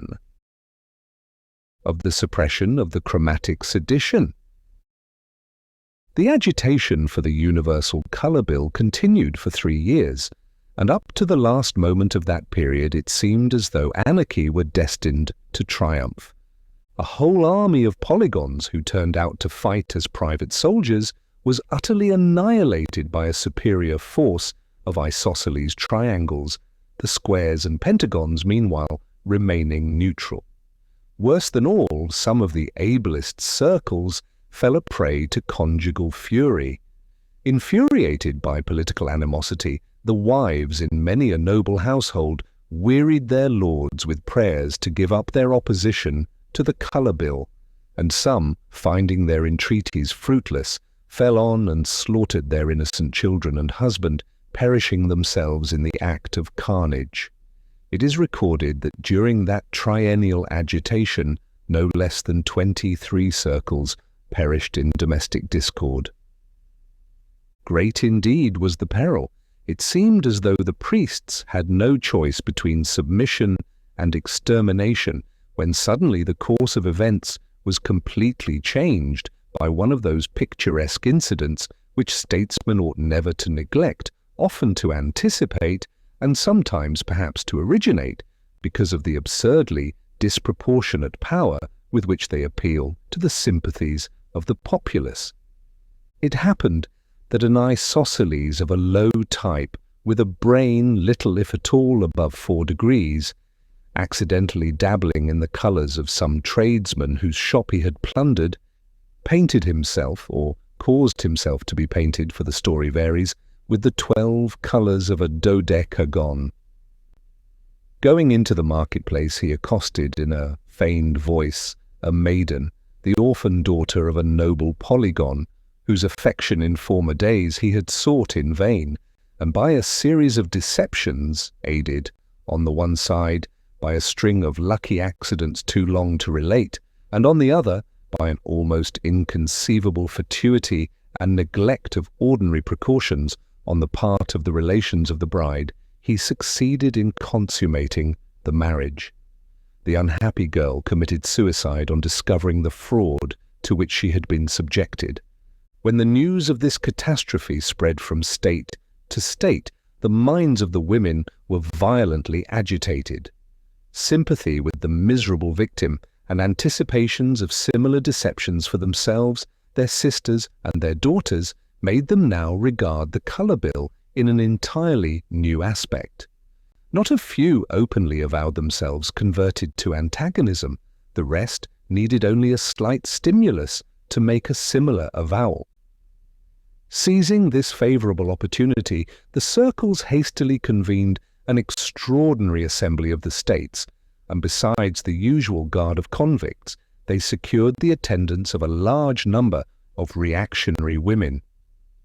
Amidst an unprecedented concourse, the chief circle of those days, by name Pantacyclus, arose to find himself hissed and hooted by 120,000 isosceles. But he secured silence by declaring that henceforth the circles would enter on a policy of concession. Yielding to the wishes of the majority, they would accept the Colour Bill. The uproar being at once converted to applause, he invited Chromatistes, the leader of the sedition, into the center of the hall to receive in the name of his followers the submission of the hierarchy. Then followed a speech, a masterpiece of rhetoric, which occupied nearly a day in the delivery, and to which no summary can do justice. With a grave appearance of impartiality, he declared that as they were now finally committing themselves to reform or innovation, it was desirable that they should take one last view of the perimeter of the whole subject, its defects as well as its advantages. Gradually introducing the mention of the dangers to the tradesmen, the professional classes, and the gentlemen, he silenced the rising murmurs of the isosceles by reminding them that in spite of all these defects, he was willing to accept the bill if it was approved by the majority. But it was manifest that all, except the isosceles, were moved by his words, and were either neutral or averse to the bill. Turning now to the workmen, he asserted that their interests must not be neglected, and that if they intended to accept the colour bill, they ought at least to do so with full view of the consequences. Many of them, he said, were on the point of being admitted to the class of the regular triangles. Others anticipated for their children a distinction they could not hope for themselves. That honourable ambition would now have to be sacrificed. With the universal adoption of colour, all distinctions would cease. Regularity would be confused with irregularity. Development would give place to retrogression. The workman would, in a few generations, be degraded to the level of the military or even the convict class. Political power would be in the hands of the greatest number, that is to say, the criminal classes, who were already more numerous than the workmen, and would soon outnumber all the other classes put together when the usual compensative laws of nature were violated. A subdued murmur of assent ran through the ranks of the artisans, and Chromatistes, in alarm, attempted to step forward and address them. But he found himself encompassed with guards and forced to remain silent while the chief circle, in a few impassioned words, made a final appeal to the women, exclaiming that if the colour bill passed, no marriage would henceforth be safe, no woman's honour secure. Fraud, deception, hypocrisy would pervade every household. Domestic bliss would share the fate of the Constitution and pass to speedy perdition. "Sooner than this," he cried, "come death." At these words, which were the preconcerted signal for action, the isosceles convicts fell on and transfixed the wretched Chromatistes. The regular classes, opening their ranks, made way for a band of women who, under direction of the circles, moved back foremost invisibly and unerringly upon the unconscious soldiers. The artisans, imitating the example of their betters, also opened their ranks. Meantime, bands of convicts occupied every entrance with an impenetrable phalanx. The battle, or rather carnage, was of short duration. Under the skilful generalship of the circles, almost every woman's charge was fatal, and very many extracted their sting uninjured, ready for a second slaughter. But no second blow was needed. The rabble of the isosceles did the rest of the business for themselves. Surprised, leaderless, attacked in front by invisible foes, and finding egress cut off by the convicts behind them, they at once, after their manner, lost all presence of mind, and raised the cry of treachery. This sealed their fate. Every isosceles now saw and felt a foe in every other. In half an hour not one of that vast multitude was living, and the fragments of 700,000 of the criminal class slain by one another's angles attested the triumph of order. The circles delayed not to push their victory to the uttermost. The working men they spared but decimated. The militia of the equilaterals was at once called out, and every triangle suspected of irregularity on reasonable grounds was destroyed by court-martial without the formality of exact measurement by the social board. The homes of the military and artisan classes were inspected in a course of visitations extending through upwards of a year. And during that period, every town, village, and hamlet was systematically purged of that excess of the lower orders which had been brought about by the neglect to pay the tribute of criminals to the schools and university, and by the violation of the other natural laws of the constitution of Flatland. Thus, the balance of classes was again restored. Needless to say that henceforth the use of colour was abolished and its possession prohibited. Even the utterance of any word denoting colour, except by the circles or by qualified scientific teachers, was punished by a severe penalty. Only at our university, in some of the very highest and most esoteric classes, which I myself have never been privileged to attend, it is understood that the sparing use of colour is still sanctioned for the purpose of illustrating some of the deeper problems of mathematics. But of this I can only speak from hearsay. Elsewhere in Flatland, colour is now non-existent. The art of making it is known to only one living person, the chief circle for the time being, and by him it is handed down on his deathbed to none but his successor. One manufactory alone produces it, and lest the secret should be betrayed, the workmen are annually consumed and fresh ones introduced. So great is the terror with which even now our aristocracy looks back to the far distant days of the agitation for the Universal Colour Bill. Section 11. Concerning our priests.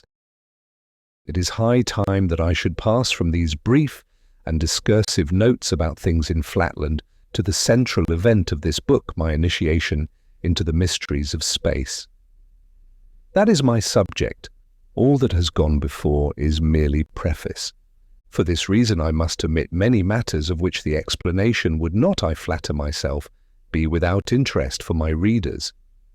As for example, our method of propelling and stopping ourselves, although destitute of feet. The means by which we give fixity to structures of wood, stone, or brick, although of course we have no hands, nor can we lay foundations as you can, nor avail ourselves of the lateral pressure of the earth. The manner in which the rain originates in the intervals between our various zones, so that the northern regions do not intercept the moisture from falling on the southern. The nature of our hills and mines, our trees and vegetables, our seasons and harvests, our alphabet and method of writing, adapted to our linear tablets. These and 100 other details of our physical existence I must pass over, nor do I mention them now except to indicate to my readers that their omission proceeds not from forgetfulness on the part of the author, but from his regard for the time of the reader. Yet before I proceed to my legitimate subject, some few final remarks will no doubt be expected by my readers upon those pillars and mainstays of the constitution of Flatland, the controllers of our conduct and shapers of our destiny, the objects of universal homage and almost of adoration. Need I say that I mean our circles or priests? When I call them priests, let me not be understood as meaning no more than the term denotes with you. With us, our priests are administrators of all business, art, and science, directors of trade, commerce, generalship, architecture, engineering, education, statesmanship, legislature, morality, theology. Doing nothing themselves, they are the causes of everything worth doing that is done by others. Although popularly everyone called a circle is deemed a circle, yet among the better educated classes it is known that no circle is really a circle, but only a polygon with a very large number of very small sides. As the number of the sides increases, a polygon approximates to a circle, and when the number is very great indeed, say for example 300 or 400, it is extremely difficult for the most delicate touch to feel any polygonal angles. Let me say rather it would be difficult For, as I have shown above, recognition by feeling is unknown among the highest society, and to feel a circle would be considered a most audacious insult. This habit of abstention from feeling in the best society enables a circle the more easily to sustain the veil of mystery in which from his earliest years he is wont to enwrap the exact nature of his perimeter or circumference. 3 feet being the average perimeter, it follows that in a polygon of 300 sides, each side will be no more than the 100th part of a foot in length, or little more than the 10th part of an inch. And in a polygon of 600 or 700 sides, the sides are little larger than the diameter of a Spaceland pinhead. It is always assumed by courtesy that the chief circle for the time being has 10,000 sides. The ascent of the posterity of the circles in the social scale is not restricted, as it is among the lower regular classes, by the law of nature which limits the increase of sides to 1 in each generation. If it were so, the number of sides in a circle would be a mere question of pedigree and arithmetic, and the 497th descendant of an equilateral triangle would necessarily be a polygon with 500 sides. But this is not the case. Nature's law prescribes 2 antagonistic decrees affecting circular propagation. First, that as the race climbs higher in the scale of development, so development shall proceed at an accelerated pace. Second, that in the same proportion, the race shall become less fertile. Consequently, in the home of a polygon of 400 or 500 sides, it is rare to find a son. More than one is never seen. On the other hand, the son of a 500-sided polygon has been known to possess 550 or even 600 sides. Art also steps in to help the process of the higher evolution. Our physicians have discovered that the small and tender sides of an infant polygon of the higher class can be fractured and his whole frame reset with such exactness that a polygon of 200 or 300 sides sometimes, by no means always, for the process is attended with serious risk, but sometimes overleaps 200 or 300 generations, and as it were, doubles at a stroke the number of his progenitors and the nobility of his descent. Many a promising child is sacrificed in this way. Scarcely 1 out of 10 survives.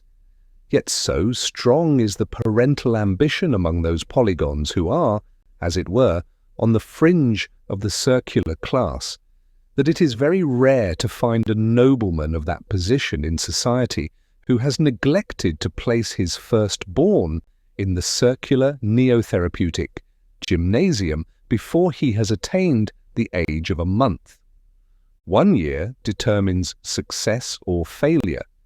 At the end of that time, the child has, in all probability, added 1 more to the tombstones that crowd the neotherapeutic cemetery. But on rare occasions, a glad procession bears back the little one to his exultant parents, no longer a polygon, but a circle, at least by courtesy. And a single instance of so blessed a result induces multitudes of polygonal parents to submit to similar domestic sacrifices which have a dissimilar issue. Section 12. Of the doctrine of our priests. As to the doctrine of the circles, it may briefly be summed up in a single maxim: attend to your configuration. Whether political, ecclesiastical, or moral, all their teaching has for its object the improvement of individual and collective configuration, with special reference, of course, to the configuration of the circles, to which all other objects are subordinated. It is the merit of the circles that they have effectually suppressed those ancient heresies which led men to waste energy and sympathy in the vain belief that conduct depends upon will, effort, training, encouragement, praise, or anything else but configuration. It was Pantocyclus, the illustrious circle mentioned above as the queller of the colour revolt, who first convinced mankind that configuration makes the man, that if, for example, you are born an isosceles with 2 uneven sides, you will assuredly go wrong unless you have them made even, for which purpose you must go to the isosceles hospital. Similarly, if you are a triangle or square or even a polygon, born with any irregularity, you must be taken to one of the regular hospitals to have your disease cured. Otherwise you will end your days in the state prison or by the angle of the state executioner. All faults or defects, from the slightest misconduct to the most flagitious crime, Pantocyclus attributed to some deviation from perfect regularity in the bodily figure, caused perhaps, if not congenital, by some collision in a crowd, by neglect to take exercise or by taking too much of it, or even by a sudden change of temperature, resulting in a shrinkage or expansion in some too susceptible part of the frame. Therefore, concluded that illustrious philosopher, neither good conduct nor bad conduct is a fit subject in any sober estimation for either praise or blame. For why should you praise, for example, the integrity of a square who faithfully defends the interests of his client, when you ought in reality rather to admire the exact precision of his right angles? Or again, why blame a lying, thievish isosceles when you ought rather to deplore the incurable inequality of his sides? Theoretically, this doctrine is unquestionable, but it has practical drawbacks. In dealing with an isosceles, if a rascal pleads that he cannot help stealing because of his unevenness, you reply that for that very reason, because he cannot help being a nuisance to his neighbours, you, the magistrate, cannot help sentencing him to be consumed, and there's an end of the matter. But in little domestic difficulties, where the penalty of consumption or death is out of the question, this theory of configuration sometimes comes in awkwardly, and I must confess that occasionally, when one of my own hexagonal grandsons pleads as an excuse for his disobedience that a sudden change of the temperature has been too much for his perimeter, and that I ought to lay the blame not on him, but on his configuration, which can only be strengthened by abundance of the choicest sweetmeats, I neither see my way logically to reject, nor practically to accept his conclusions. For my own part, I find it best to assume that a good sound scolding or castigation has some latent and strengthening influence on my grandson's configuration, though I own that I have no grounds for thinking so. At all events, I am not alone in my way of extricating myself from this dilemma, for I find that many of the highest circles, sitting as judges in law courts, use praise and blame towards regular and irregular figures. And in their homes, I know by experience that when scolding their children, they speak about right or wrong as vehemently and passionately as if they believed that these names represented real existences, and that a human figure is really capable of choosing between them, constantly carrying out their policy of making configuration the leading idea in every mind. The circles reverse the nature of that commandment which in Spaceland regulates the relations between parents and children. With you, children are taught to honor their parents. With us, next to the circles, who are the chief object of universal homage, a man is taught to honor his grandson if he has one, or, if not, his son. By honor, however, is by no means meant indulgence, but a reverent regard for their highest interests. And the circles teach that the duty of fathers is to subordinate their own interests to those of posterity, thereby advancing the welfare of the whole state, as well as that of their own immediate descendants. The weak point in the system of the circles, if a humble square may venture to speak of anything circular as containing any element of weakness, appears to me to be found in their relations with women. As it is of the utmost importance for society that irregular births should be discouraged, it follows that no woman who has any irregularities in her ancestry is a fit partner for one who desires that his posterity should rise by regular degrees in the social scale. Now, the irregularity of a male is a matter of measurement, But as all women are straight and therefore visibly regular, so to speak, one has to devise some other means of ascertaining what I may call their invisible irregularity, that is to say, their potential irregularities as regards possible offspring. This is effected by carefully kept pedigrees which are preserved and supervised by the state, and without a certified pedigree no woman is allowed to marry. Now it might have been supposed that a circle, proud of his ancestry, and regardful for a posterity which might possibly issue hereafter in a chief circle, would be more careful than any other to choose a wife who had no blot on her escutcheon. But it is not so. The care in choosing a regular wife appears to diminish as one rises in the social scale.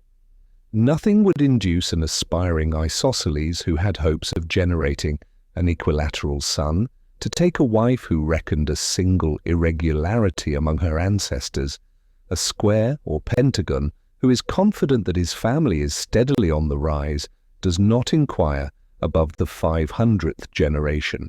A hexagon or dodecagon is even more careless of the wife's pedigree, but a circle has been known deliberately to take a wife who has had an irregular great-grandfather, and all because of some slight superiority of lustre, or because of the charms of a low voice, which, with us, even more than you, is thought an excellent thing in woman. Such ill-judged marriages are, as might be expected, barren, if they do not result in positive irregularity or in diminution of sides, but none of these evils have hitherto proved sufficiently deterrent.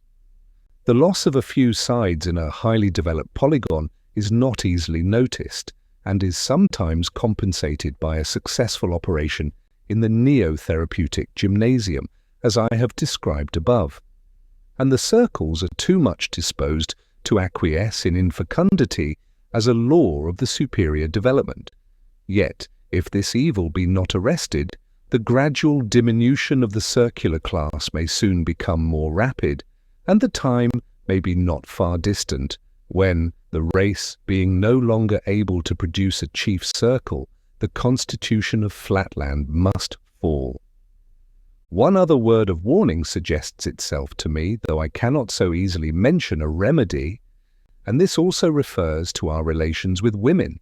About 300 years ago, it was decreed by the chief circle that since women are deficient in reason but abundant in emotion, they ought no longer to be treated as rational nor receive any mental education. The consequence was that they were no longer taught to read, nor even to master arithmetic enough to enable them to count the angles of their husband or children, and hence they sensibly declined during each generation in intellectual power. And this system of female non-education or quietism still prevails. My fear is that with the best intentions, this policy has been carried so far as to react injuriously on the male sex. For the consequence is that as things now are, we males have to lead a kind of bilingual, and I may almost say bimental, existence. With women, we speak of love, duty, right, wrong, pity, hope, and other irrational and emotional conceptions which have no existence, and the fiction of which has no object except to control feminine exuberances. But among ourselves and in our books we have an entirely different vocabulary, and I may almost say idiom. Love then becomes the anticipation of benefits, duty becomes necessity or fitness, and other words are correspondingly transmuted. Moreover, among women we use language implying the utmost deference for their sex, and they fully believe that the chief circle himself is not more devoutly adored by us than they are. But behind their backs they are both regarded and spoken of by all except the very young as being little better than mindless organisms. Our theology also in the women's chambers is entirely different from our theology elsewhere. Now my humble fear is that this double training, in language as well as in thought, imposes somewhat too heavy a burden upon the young, especially when, at the age of 3 years old, they are taken from the maternal care and taught to unlearn the old language except for the purpose of repeating it in the presence of their mothers and nurses, and to learn the vocabulary and idiom of science.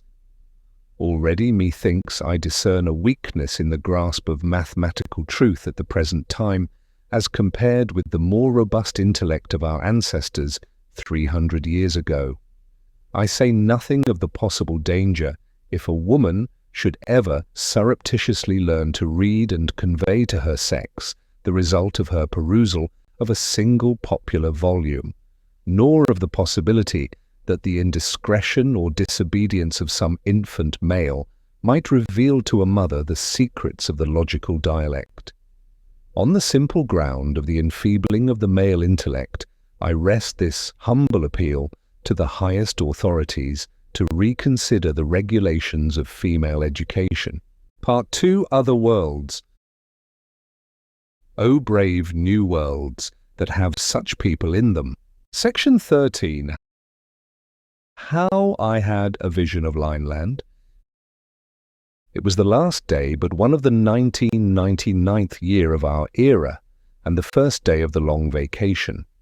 Having amused myself till a late hour with my favourite recreation of geometry, I had retired to rest with an unsolved problem in my mind. In the night I had a dream.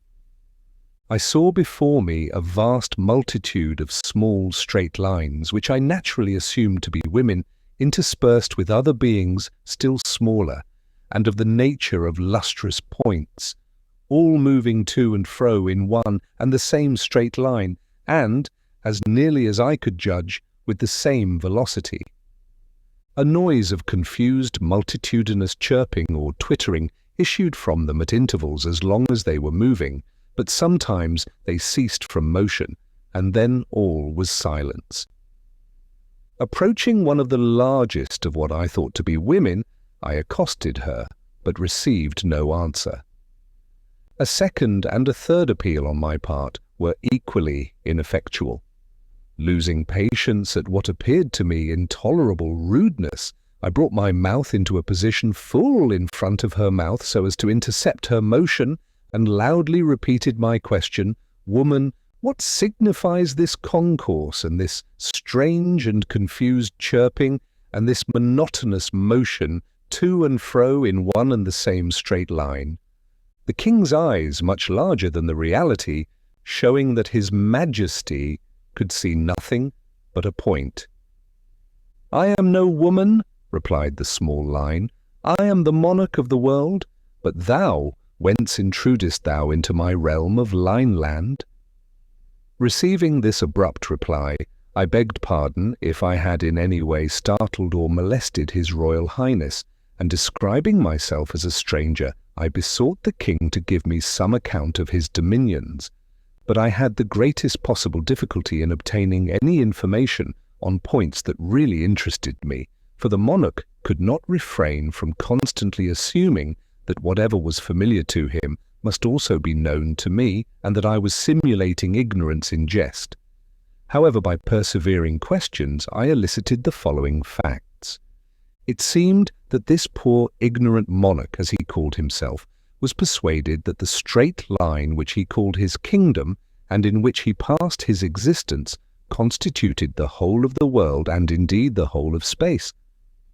Not being able either to move or to see, save in his straight line, he had no conception of anything out of it. Though he had heard my voice when I first addressed him, the sounds had come to him in a manner so contrary to his experience that he had made no answer.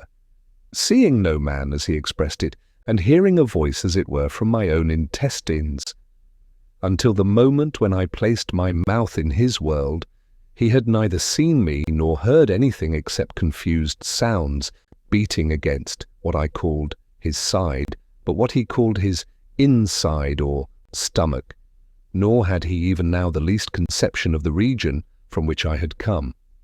Outside his world or line, all was a blank to him, nay, not even a blank, for a blank implies space, say rather, all was non-existent. His subjects, of whom the small lines were men and the points women, were all alike confined in motion and eyesight to that single straight line, which was their world.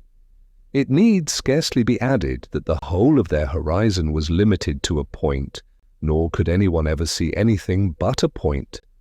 Man, woman, child, thing, each was a point to the eye of a Linelander. Only by the sound of the voice could sex or age be distinguished.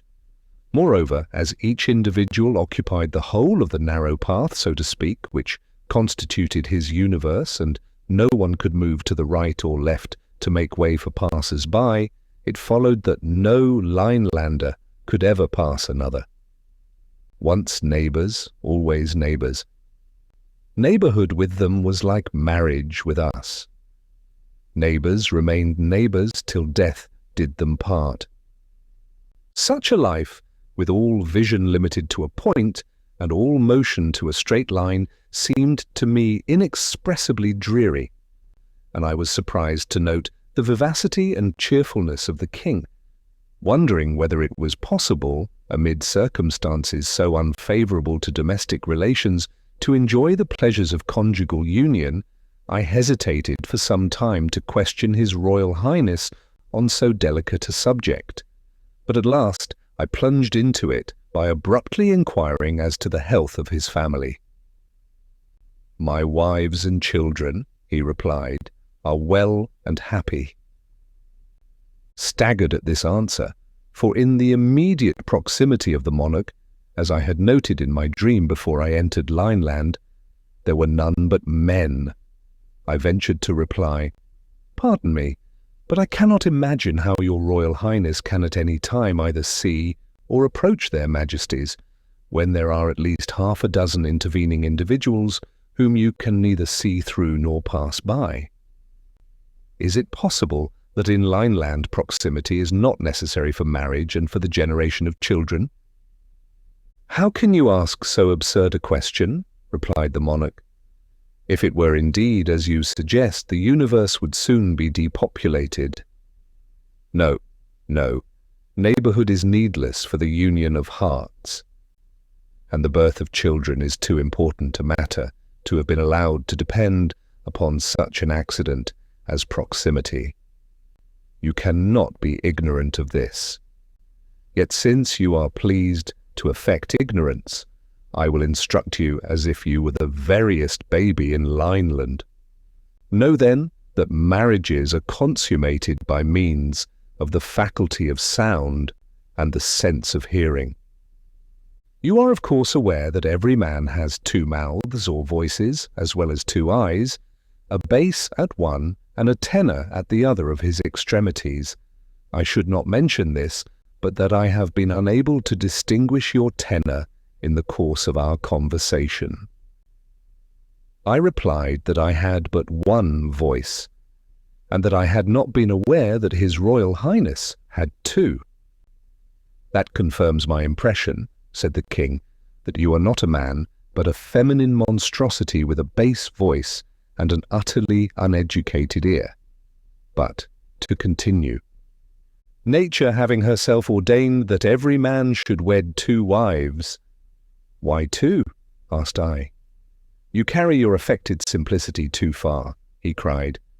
"How can there be a completely harmonious union without the combination of the four in one, viz., the bass and tenor of the man and the soprano and contralto of the two women?"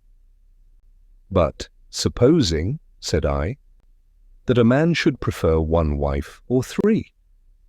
"It is impossible," he said. "It is as inconceivable as that 2 and 1 should make 5, or that the human eye should see a straight line." I would have interrupted him, but he proceeded as follows.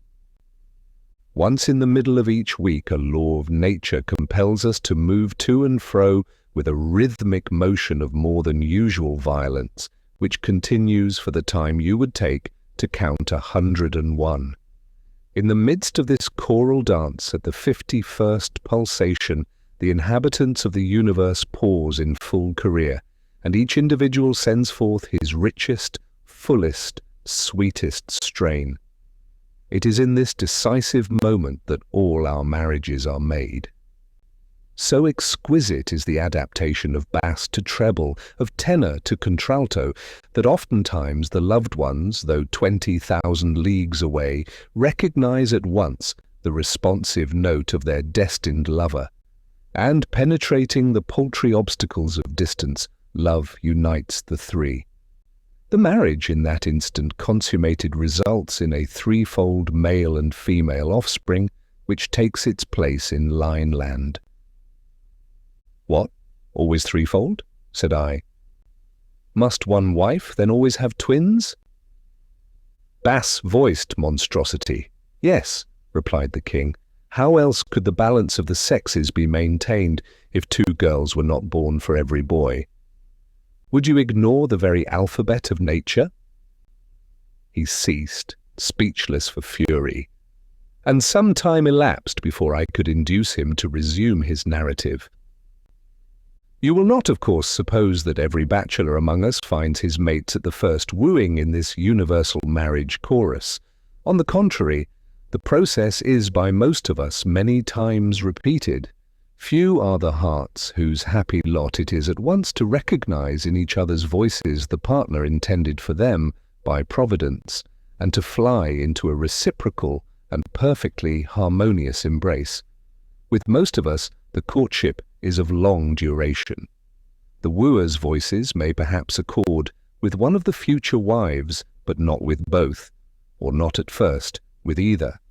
Or the soprano and contralto may not quite harmonize. In such cases, nature has provided that every weekly chorus shall bring the 3 lovers into closer harmony. Each trial of voice, each fresh discovery of discord, almost imperceptibly induces the less perfect to modify his or her vocal utterance so as to approximate to the more perfect. And after many trials and many approximations, the result is at last achieved. There comes a day at last when, while the wonted marriage chorus goes forth from universal Lineland, the 3 far-off lovers suddenly find themselves in exact harmony, and before they are awake, the wedded triplet is wrapped vocally into a duplicate embrace, and nature rejoices over 1 more marriage and over 3 more births. Section 14. How I vainly tried to explain the nature of Flatland. Thinking that it was time to bring down the monarch from his raptures to the level of common sense, I determined to endeavour to open up to him some glimpses of the truth, that is to say, of the nature of things in Flatland. So I began thus: "How does your Royal Highness distinguish the shapes and positions of his subjects? I for my part noticed, by the sense of sight, before I entered your kingdom, that some of your people are lines and others points, and that some of the lines are larger." "You speak of an impossibility," interrupted the king. "You must have seen a vision, for to detect the difference between a line and a point by the sense of sight is, as everyone knows, in the nature of things impossible, but it can be detected by the sense of hearing, and by the same means my shape can be exactly ascertained. Behold me, I am a line, the longest in Lineland, over 6 inches of space. Of length, I ventured to suggest. "Fool," said he, "space is length. Interrupt me again and I have done." I apologized, but he continued scornfully, "Since you are impervious to argument, you shall hear with your ears how by means of my 2 voices I reveal my shape to my wives, who are at this moment 6,000 miles 70 yards 2 feet 8 inches away, the one to the north, the other to the south. Listen, I call to them." He chirruped and then complacently continued, "My wives at this moment receiving the sound of one of my voices closely followed by the other, and perceiving that the latter reaches them after an interval in which sound can traverse 6.457 inches, infer that one of my mouths is 6.457 inches further from them than the other, and accordingly know my shape to be 6.457 inches. But you will of course understand that my wives do not make this calculation every time they hear my 2 voices. They made it once for all before we were married, but they could make it at any time. And in the same way I can estimate the shape of any of my male subjects by the sense of sound." "But how," said I, "if a man feigns a woman's voice with one of his two voices, or so disguises his southern voice that it cannot be recognized as the echo of the northern? May not such deceptions cause great inconvenience? And have you no means of checking frauds of this kind by commanding your neighboring subjects to feel one another?" This, of course, was a very stupid question, for feeling could not have answered the purpose, but I asked, with the view of irritating the monarch, and I succeeded perfectly. "What?" cried he in horror. "Explain your meaning." "Feel, touch, come into contact," I replied. "If you mean by feeling," said the king, approaching so close as to leave no space between two individuals, "know, stranger, that this offence is punishable in my dominions by death. And the reason is obvious. The frail form of a woman, being liable to be shattered by such an approximation, must be preserved by the state. But since women cannot be distinguished by the sense of sight from men, the law ordains universally that neither man nor woman shall be approached so closely as to destroy the interval between the approximator and the approximated.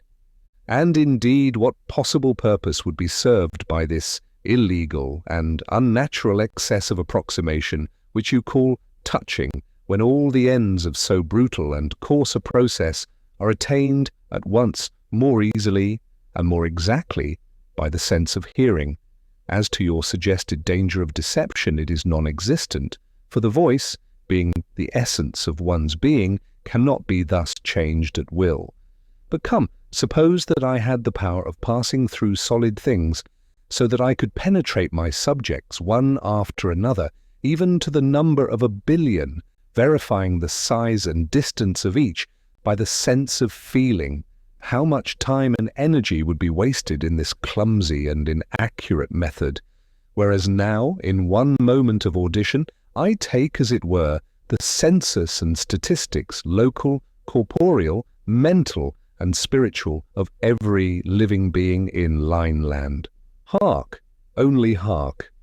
So saying, he paused and listened, as if in an ecstasy, to a sound which seemed to me no better than a tiny chirping from an innumerable multitude of Lilliputian grasshoppers. "Truly," replied I, "your sense of hearing serves you in good stead, and fills up many of your deficiencies. But permit me to point out that your life in Lineland must be deplorably dull. To see nothing but a point, not even to be able to contemplate a straight line, nay, not even to know what a straight line is, to see, yet be cut off from those linear prospects which are vouchsafed to us in Flatland. Better surely to have no sense of sight at all than to see so little. I grant you I have not your discriminative faculty of hearing, for the concert of all Lineland which gives you such intense pleasure is to me no better than a multitudinous twittering or chirping. But at least I can discern by sight a line from a point, and let me prove it. Just before I came into your kingdom, I saw you dancing from left to right, and then from right to left, with 7 men and a woman in your immediate proximity on the left, and 8 men and 2 women on your right. Is not this correct?" "It is correct," said the king, "so far as the numbers and sexes are concerned, though I know not what you mean by right and left. But I deny that you saw these things, for how could you see the line, that is to say, the inside of any man? But you must have heard these things, and then dreamed that you saw them. And let me ask what you mean by those words left and right. I suppose it is your way of saying northward and southward." "Not so," replied I. "Besides your motion of northward and southward, there is another motion which I call from right to left." "King, exhibit to me, if you please, this motion from left to right." Nay, that I cannot do unless you could step out of your line altogether." "King, out of my line, Do you mean out of the world, out of space? 1. Well, yes, out of your world. Out of your space, for your space is not the true space. True space is a plane, but your space is only a line. King, if you cannot indicate this motion from left to right by yourself, moving in it, then I beg you to describe it to me in words. If you cannot tell your right side from your left, I fear that no words of mine can make my meaning clear to you, but surely you cannot be ignorant of so simple a distinction. King, I do not in the least understand you. Alas, how shall I make it clear? When you move straight on, does it not sometimes occur to you that you could move in some other way, turning your eye round so as to look in the direction towards which your side is now fronting? In other words, instead of always moving in the direction of one of your extremities, do you never feel a desire to move in the direction, so to speak, of your side? King, never. And what do you mean? How can a man's inside front in any direction? Or how can a man move in the direction of his inside? Well then, since words cannot explain the matter, I will try deeds and will move gradually out of lineland in the direction which I desire to indicate to you. At the word I began to move my body out of lineland. As long as any part of me remained in his dominion and in his view, the king kept exclaiming, I see you still, you are not moving. But when I had at last moved myself out of his line, he cried in his shrillest voice, She is vanished, she is dead. I am not dead, replied I. I am simply out of lineland, that is to say, out of the straight line which you call space, and in the true space where I can see things as they are. And at this moment I can see your line, or side, or inside as you are pleased to call it, and I can see also the men and women on the north and south of you, whom I will now enumerate, describing their order, their size, and the interval between each. My body just before I disappeared. When I had done this at great length, I cried triumphantly, Does that at last convince you? And with that, I once more entered lineland, taking up the same position as before. But the monarch replied, If you were a man of sense, though as you appear to have only one voice, I have little doubt you are not a man but a woman, but if you had a particle of sense, you would listen to reason. You ask me to believe that there is another line besides that which my senses indicate, and another motion besides that of which I am daily conscious. I, in return, ask you to describe in words or indicate by motion that other line of which you speak. Instead of moving, you merely exercise some magic art of vanishing and returning to sight, and instead of any lucid description of your new world, you simply tell me the numbers and sizes of some 40 of my retinue, facts known to any child in my capital. Can anything be more irrational or audacious? Acknowledge your folly or depart from my dominions. Furious at his perversity, and especially indignant that he professed to be ignorant of my sex, I retorted in no measured terms, Besotted being, you think yourself the perfection of existence, while you are in reality the most imperfect and imbecile. You profess to see, whereas you can see nothing but a point. You plume yourself on inferring the existence of a straight line, but I can see straight lines and infer the existence of angles, triangles, squares, pentagons, hexagons, and even circles. Why waste more words? Suffice it that I am the completion of your incomplete self. You are a line, but I am a line of lines called in my country a square. And even I, infinitely superior though I am to you, am of little account among the great nobles of Flatland, whence I have come to visit you, in the hope of enlightening your ignorance. Hearing these words, the king advanced towards me with a menacing cry, as if to pierce me through the diagonal, and in that same moment there arose from myriads of his subjects a multitudinous war cry, increasing in vehemence till at last, methought it rivalled the roar of an army of 100,000 isosceles and the artillery of 1,000 pentagons. Spellbound and motionless, I could neither speak nor move to avert the impending destruction, and still the noise grew louder, and the king came closer when I awoke to find the breakfast bell recalling me to the realities of Flatland. Section 15. Concerning a stranger from Spaceland. From dreams I proceed to facts.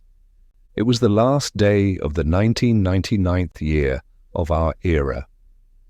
The pattering of the rain had long ago announced nightfall, and I was sitting in the company of my wife, musing on the events of the past and the prospects of the coming year, the coming century, the coming millennium.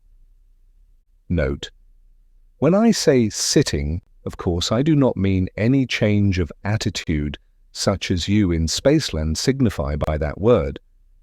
For as we have no feet, we can no more sit nor stand, in your sense of the word, than one of your souls or flounders.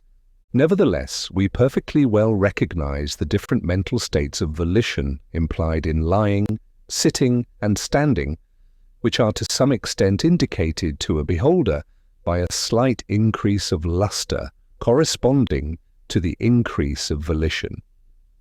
But on this, and 1,000 other kindred subjects, time forbids me to dwell. My 4 sons and 2 orphan grandchildren had retired to their several apartments, and my wife alone remained with me to see the old millennium out and the new one in. I was wrapped in thought, pondering in my mind some words that had casually issued from the mouth of my youngest grandson, a most promising young hexagon of unusual brilliancy and perfect angularity. His uncles and I had been giving him his usual practical lesson in sight recognition, turning ourselves upon our centers, now rapidly, now more slowly, and questioning him as to our positions. And his answers had been so satisfactory that I had been induced to reward him by giving him a few hints on arithmetic as applied to geometry. Taking 9 squares, each an inch every way, I had put them together so as to make one large square with a side of 3 inches, and I had hence proved to my little grandson that, though it was impossible for us to see the inside of the square, yet we might ascertain the number of square inches in a square by simply squaring the number of inches in the side. And thus, said I, we know that 3 squared, or 9, represents the number of square inches in a square whose side is 3 inches long. The little hexagon meditated on this a while and then said to me, "But you have been teaching me to raise numbers to the 3rd power. I suppose 3 to the 3rd power must mean something in geometry." "What does it mean?" "Nothing at all," replied I. "Not at least in geometry, for geometry has only 2 dimensions."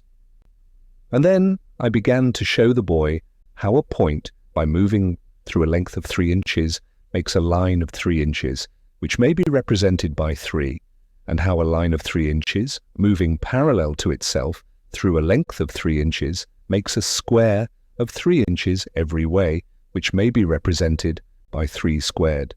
Upon this, my grandson, again returning to his former suggestion, took me up rather suddenly and exclaimed, "Well then, if a point, by moving 3 inches, makes a line of 3 inches represented by 3, and if a straight line of 3 inches, moving parallel to itself, makes a square of 3 inches every way, represented by 3 squared, it must be that a square of 3 inches every way is 3 squared, 3 inches every way, moving somehow parallel to itself, but I don't see how, must make something else, but I don't see what, of 3 inches every way, and this must be represented by 3 cubed. "Go to bed," said I, a little ruffled by this interruption. If you would talk less nonsense, you would remember more sense. So my grandson had disappeared in disgrace, and there I sat by my wife's side, endeavouring to form a retrospect of the year 1999 and of the possibilities of the year 2000, but not quite able to shake off the thoughts suggested by the prattle of my bright little hexagon. Only a few sands now remained in the half-hour glass. Rousing myself from my reverie, I turned the glass northward for the last time in the old millennium, and in the act I exclaimed aloud, "The boy is a fool." Straightway I became conscious of a presence in the room, and a chilling breath thrilled through my very being. "He is no such thing," cried my wife, "and you are breaking the commandments in thus dishonouring your own grandson." But I took no notice of her. Looking round in every direction I could see nothing, yet still I felt a presence, and shivered as the cold whisper came again. I started up. "What is the matter?" said my wife. "There is no draught. What are you looking for? There is nothing." There was nothing, and I resumed my seat, again exclaiming, "The boy is a fool, I say. 3 cubed can have no meaning in geometry." At once there came a distinctly audible reply, "The boy is not a fool, and 3 cubed has an obvious geometrical meaning." My wife, as well as myself, heard the words, although she did not understand their meaning, and both of us sprang forward in the direction of the sound. What was our horror when we saw before us a figure? At the first glance it appeared to be a woman seen sideways, but a moment's observation showed me that the extremities passed into dimness too rapidly to represent one of the female sex, and I should have thought it a circle, only that it seemed to change its size in a manner impossible for a circle or for any regular figure of which I had had experience. But my wife had not my experience, nor the coolness necessary to note these characteristics. With the usual hastiness and unreasoning jealousy of her sex, she flew at once to the conclusion that a woman had entered the house through some small aperture.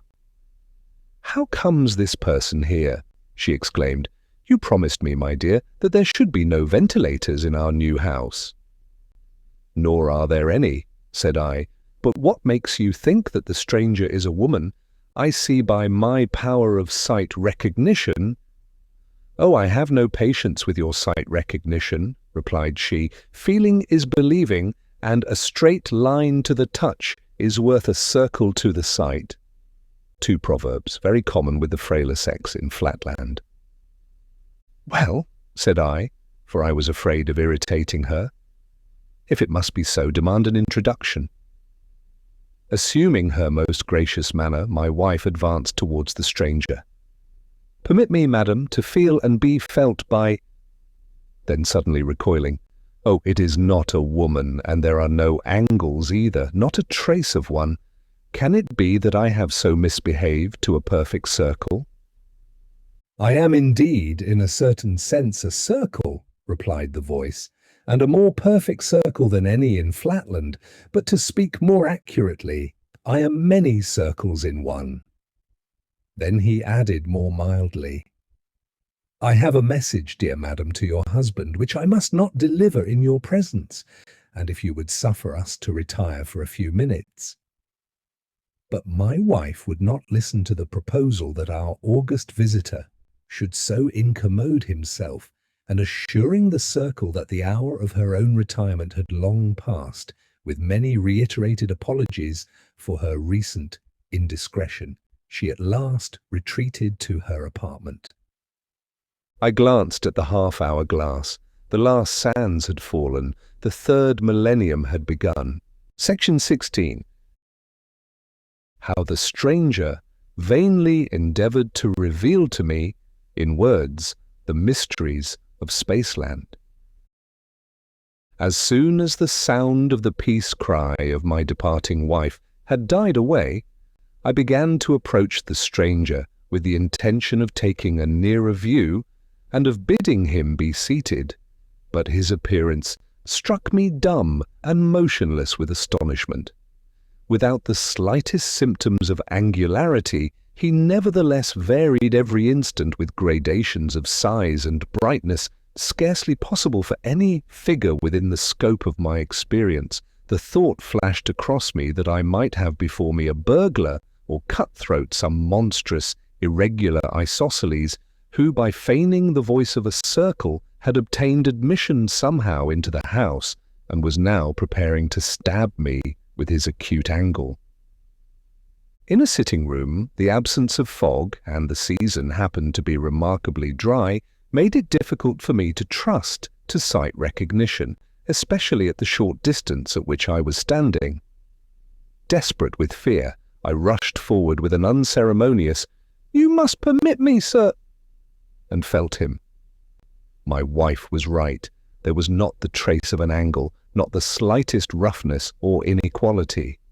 Never in my life had I met with a more perfect circle. He remained motionless while I walked round him, beginning from his eye and returning to it again. Circular he was throughout, a perfectly satisfactory circle, there could not be a doubt of it.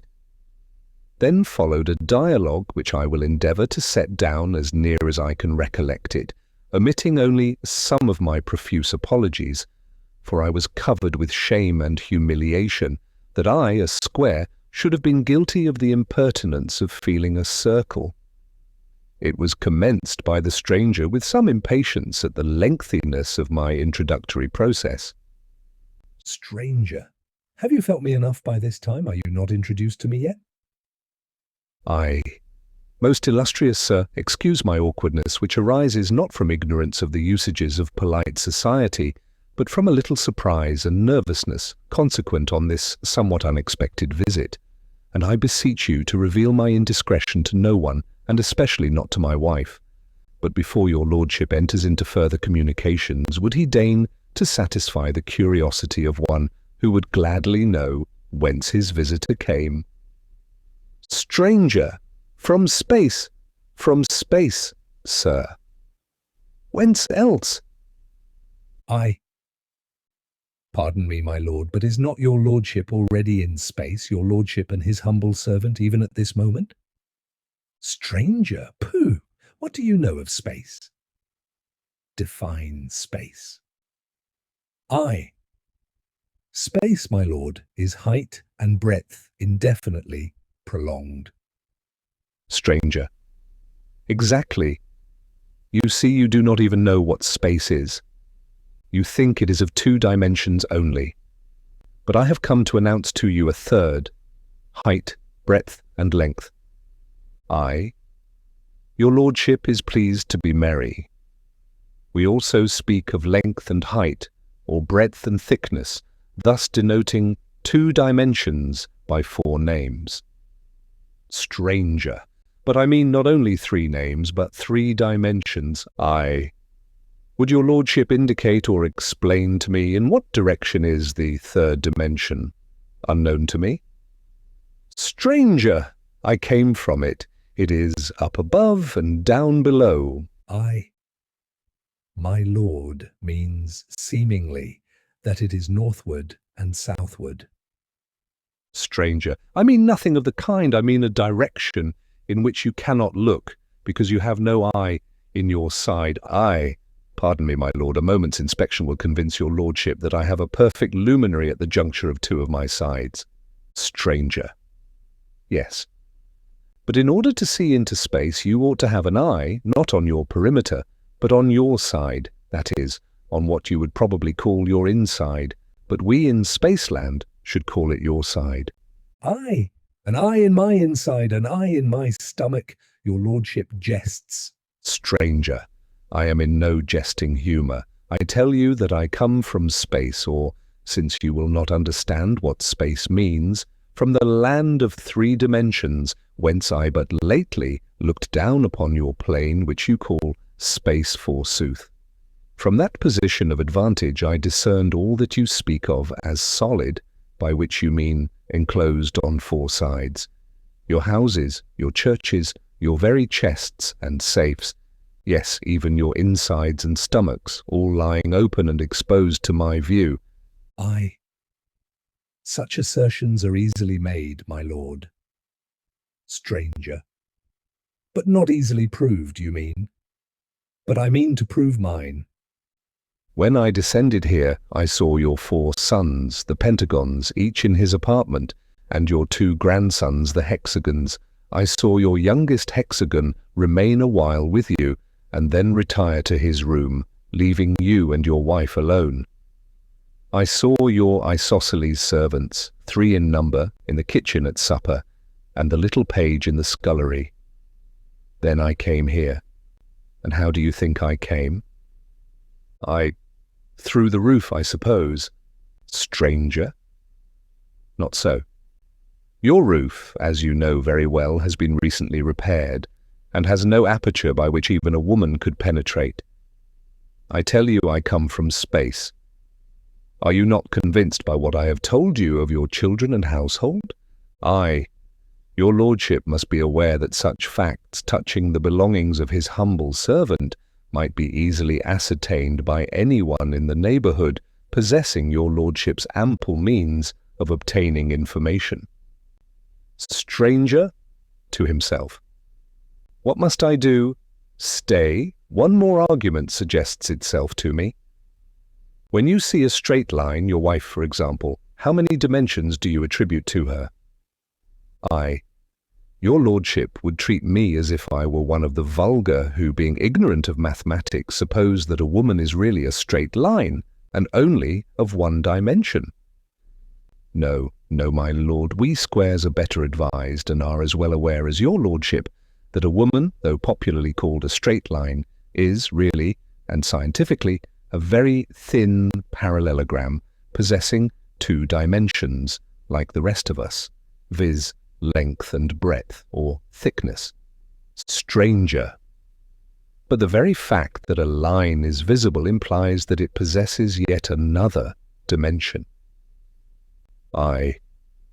My lord, I have just acknowledged that a woman is broad as well as long. We see her length, we infer her breadth, which, though very slight, is capable of measurement.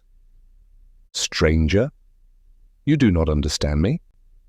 I mean that when you see a woman, you ought, besides inferring her breadth, to see her length and to see what we call her height, although that last dimension is infinitesimal in your country.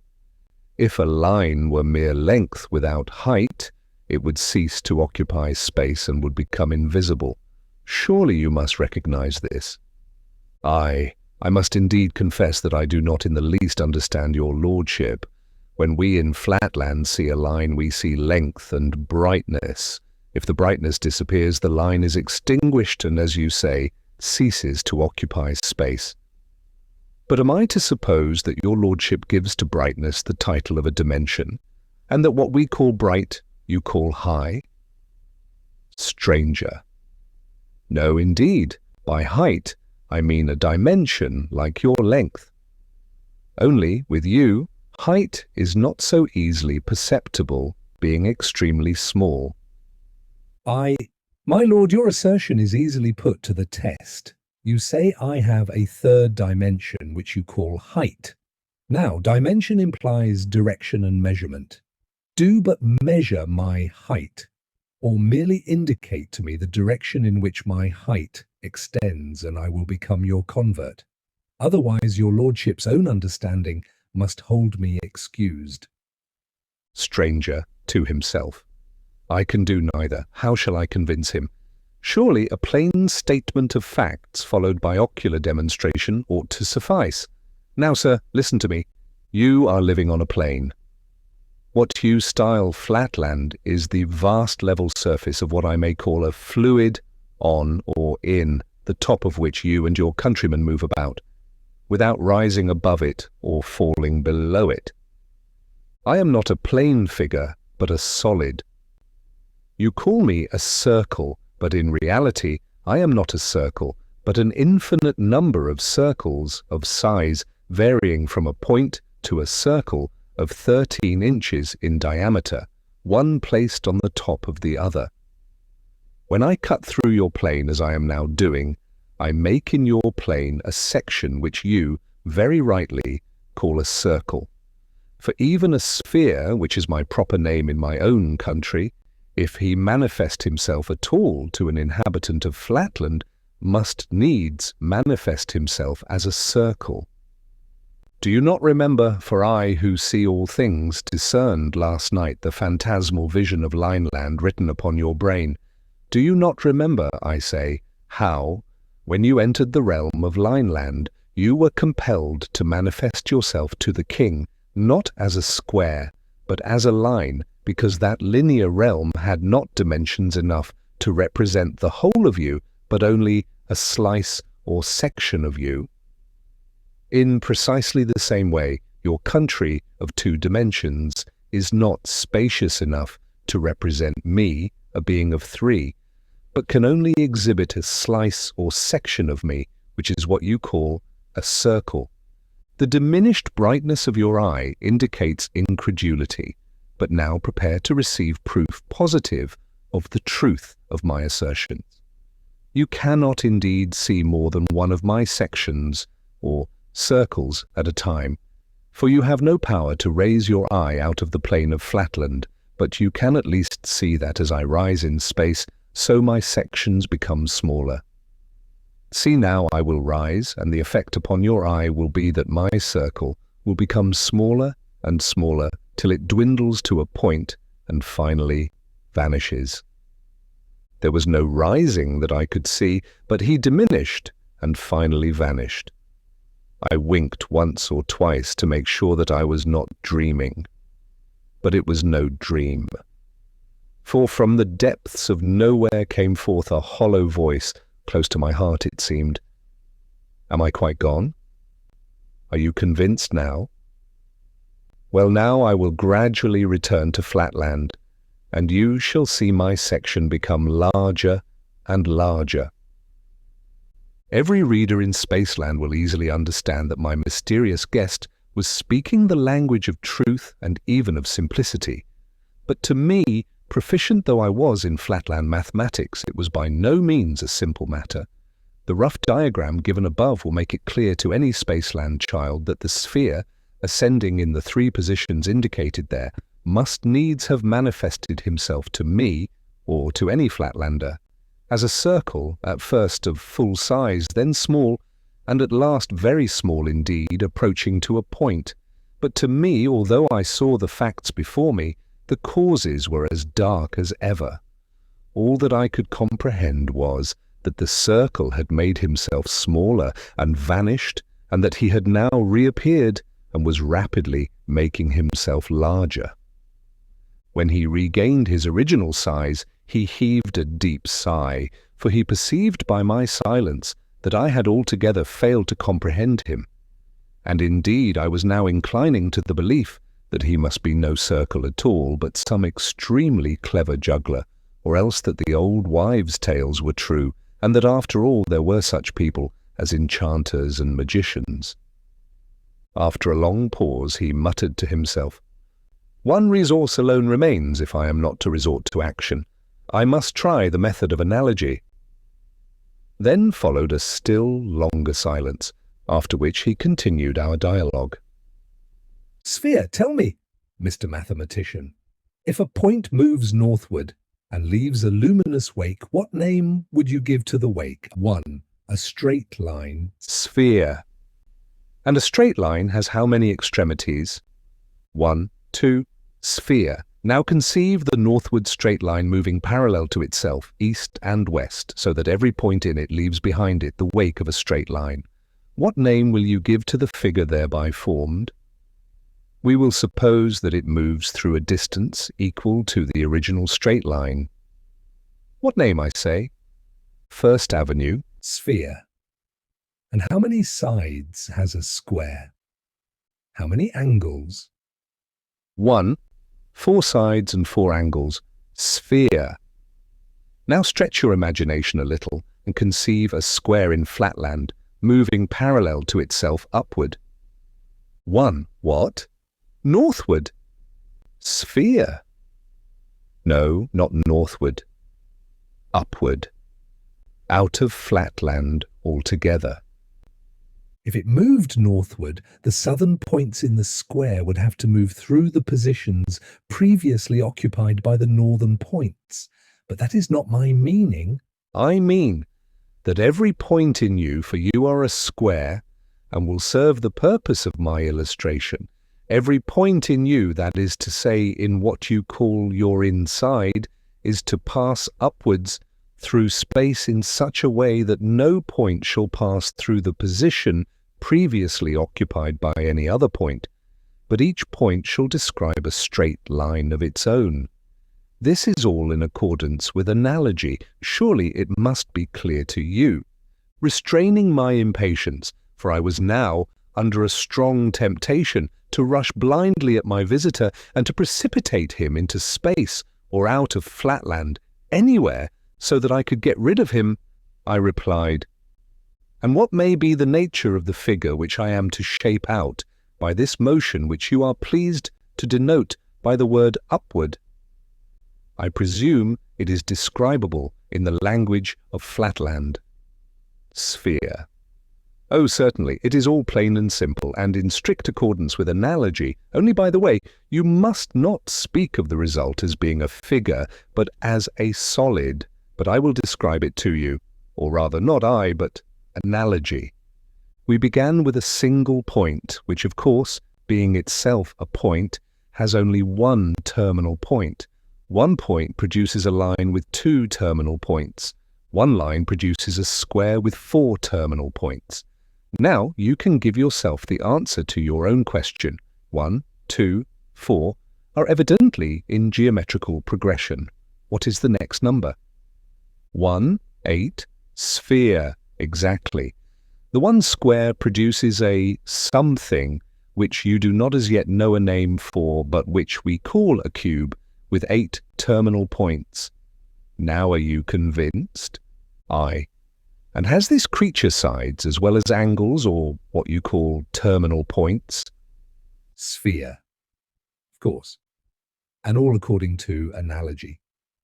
But, by the way, not what you call sides, but what we call sides. You would call them solids. Aye, and how many solids or sides will appertain to this being whom I am to generate by the motion of my inside in an upward direction, and whom you call a cube? Sphere. How can you ask? And you a mathematician. The side of anything is always, if I may so say, one dimension behind the thing. Consequently, as there is no dimension behind a point has 0 sides. A line, if I may say, has 2 sides, for the points of a line may be called by courtesy its sides. A square has 4 sides, 0, 2, 4. What progression do you call that? First, arithmetical, sphere. And what is the next number? 1, 6. Sphere, exactly. Then you see you have answered your own question. The cube which you will generate will be bounded by 6 sides, that is to say, 6 of your insides. You see it all now, eh? Monster, I shrieked, be thou juggler, enchanter, dream, or devil, no more will I endure thy mockeries. Either thou or I must perish. And saying these words, I precipitated myself upon him. Section 17. How the sphere, having in vain tried words, resorted to deeds. It was in vain. I brought my hardest right angle into violent collision with the stranger, pressing on him with a force sufficient to have destroyed any ordinary circle, but I could feel him slowly and unarrestably slipping from my contact. No edging to the right nor to the left, but moving somehow out of the world and vanishing to nothing. Soon there was a blank, but still I heard the intruder's voice. Sphere, why will you refuse to listen to reason? I had hoped to find in you, as being a man of sense and an accomplished mathematician, a fit apostle for the gospel of the 3 dimensions, which I am allowed to preach once only in 1,000 years.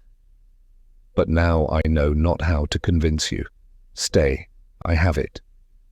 Deeds, and not words, shall proclaim the truth.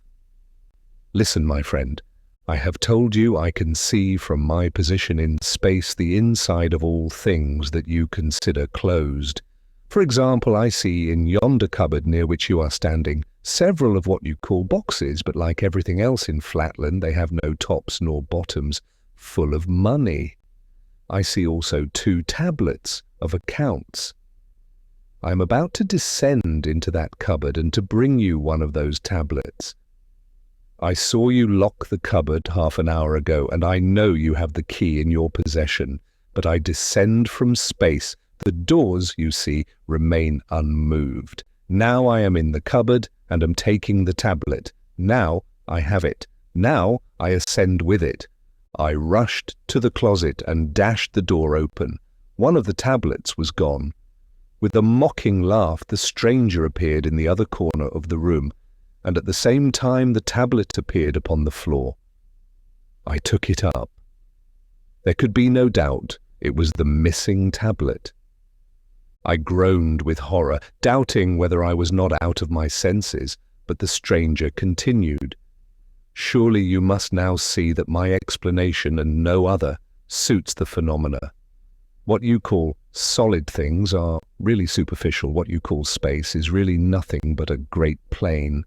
I am in space and look down upon the insides of the things of which you only see the outsides. You could leave this plane yourself if you could but summon up the necessary volition. A slight upward or downward motion would enable you to see all that I can see. The higher I mount and the further I go from your plane, the more I can see, though of course I see it on a smaller scale. For example, I am ascending. Now I can see your neighbor, the hexagon, and his family in their several apartments. Now I see the inside of the theatre, 10 doors off, from which the audience is only just departing, and on the other side a circle in his study, sitting at his books. Now I shall come back to you, and, as a crowning proof, what do you say to my giving you a touch, just the least touch, in your stomach? It will not seriously injure you, and the slight pain you may suffer cannot be compared with the mental benefit you will receive. Before I could utter a word of remonstrance, I felt a shooting pain in my inside, and a demoniacal laugh seemed to issue from within me. A moment afterwards, the sharp agony had ceased, leaving nothing but a dull ache behind, and the stranger began to reappear, saying, as he gradually increased in size, "There, I haven't hurt you much, have I? If you are not convinced now, I don't know what will convince you. What say you?" My resolution was taken. It seemed intolerable that I should endure existence subject to the arbitrary visitations of a magician who could thus play tricks with one's very stomach. If only I could in any way manage to pin him against the wall till help came. Once more I dashed my hardest angle against him, at the same time alarming the whole household by my cries for aid. I believe, at the moment of my onset, the stranger had sunk below our plane and really found difficulty in rising. In any case, he remained motionless, while I, hearing, as I thought, the sound of some help approaching, pressed against him with redoubled vigour and continued to shout for assistance. A convulsive shudder ran through the sphere. "This must not be," I thought I heard him say. "Either he must listen to reason, or I must have recourse to the last resource of civilization." Then, addressing me in a louder tone, he hurriedly exclaimed, "Listen, no stranger must witness what you have witnessed. Send your wife back at once before she enters the apartment. The gospel of 3 dimensions must not be thus frustrated. Not thus must the fruits of 1,000 years of waiting be thrown away. I hear her coming. Back, back, away from me, or you must go with me, whither you know not, into the land of 3 dimensions." "Fool, madman, irregular," I exclaimed. "Never will I release thee. Thou shalt pay the penalty of thine impostures." "Ha! Is it come to this?" thundered the stranger. Then meet your fate. Out of your plane you go, once, twice, thrice. 'Tis done. Section 18. How I came to Spaceland, and what I saw there. An unspeakable horror seized me. There was a darkness, then a dizzy, sickening sensation of sight that was not like seeing. I saw a line that was no line, space that was not space. I was myself, and not myself. When I could find voice, I shrieked aloud in agony, "Either this is madness, or it is hell." "It is neither," calmly replied the voice of the sphere. "It is knowledge. It is 3 dimensions. Open your eye once again and try to look steadily." I looked, and behold, a new world. There stood before me, visibly incorporate, all that I had before inferred, conjectured, dreamed of perfect circular beauty. What seemed the centre of the stranger's form lay open to my view. Yet I could see no heart, nor lungs, nor arteries, only a beautiful, harmonious something for which I had no words. But you, my readers in Spaceland, would call it the surface of the sphere. Prostrating myself mentally before my guide, I cried, "How is it, O divine ideal of consummate loveliness and wisdom, that I see thy inside, and yet cannot discern thy heart, thy lungs, thy arteries, thy liver?" "What you think you see not," he replied. "It is not given to you nor to any other being to behold my internal parts. I am of a different order of beings from those in Flatland. Were I a circle, you could discern my intestines, but I am a being composed, as I told you before, of many circles, the many in the one, called in this country a sphere. And, just as the outside of a cube is a square, so the outside of a sphere presents the appearance of a circle." Bewildered though I was by my teacher's enigmatic utterance, I no longer chafed against it, but worshipped him in silent adoration. He continued, with more mildness in his voice, "Distress not yourself if you cannot at first understand the deeper mysteries of Spaceland. By degrees they will dawn upon you. Let us begin by casting back a glance at the region whence you came. Return with me a while to the plains of Flatland, and I will show you that which you have often reasoned and thought about, but never seen with the sense of sight, a visible angle." "Impossible," I cried, but, the sphere leading the way, I followed as if in a dream, till once more his voice arrested me. "Look yonder, and behold your own pentagonal house, and all its inmates." I looked below, and saw with my physical eye all that domestic individuality which I had hitherto merely inferred with the understanding. And how poor and shadowy was the inferred conjecture in comparison with the reality which I now beheld.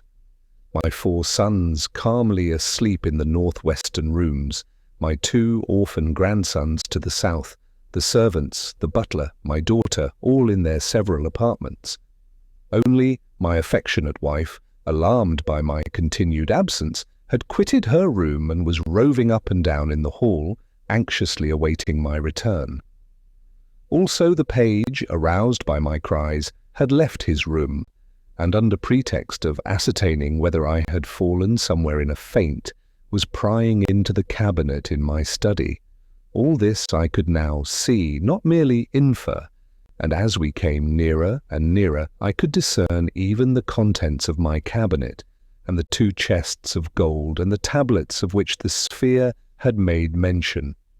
Touched by my wife's distress, I would have sprung downward to reassure her, but I found myself incapable of motion.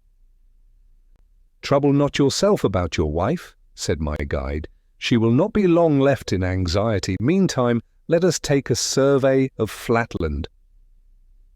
Once more, I felt myself rising through space.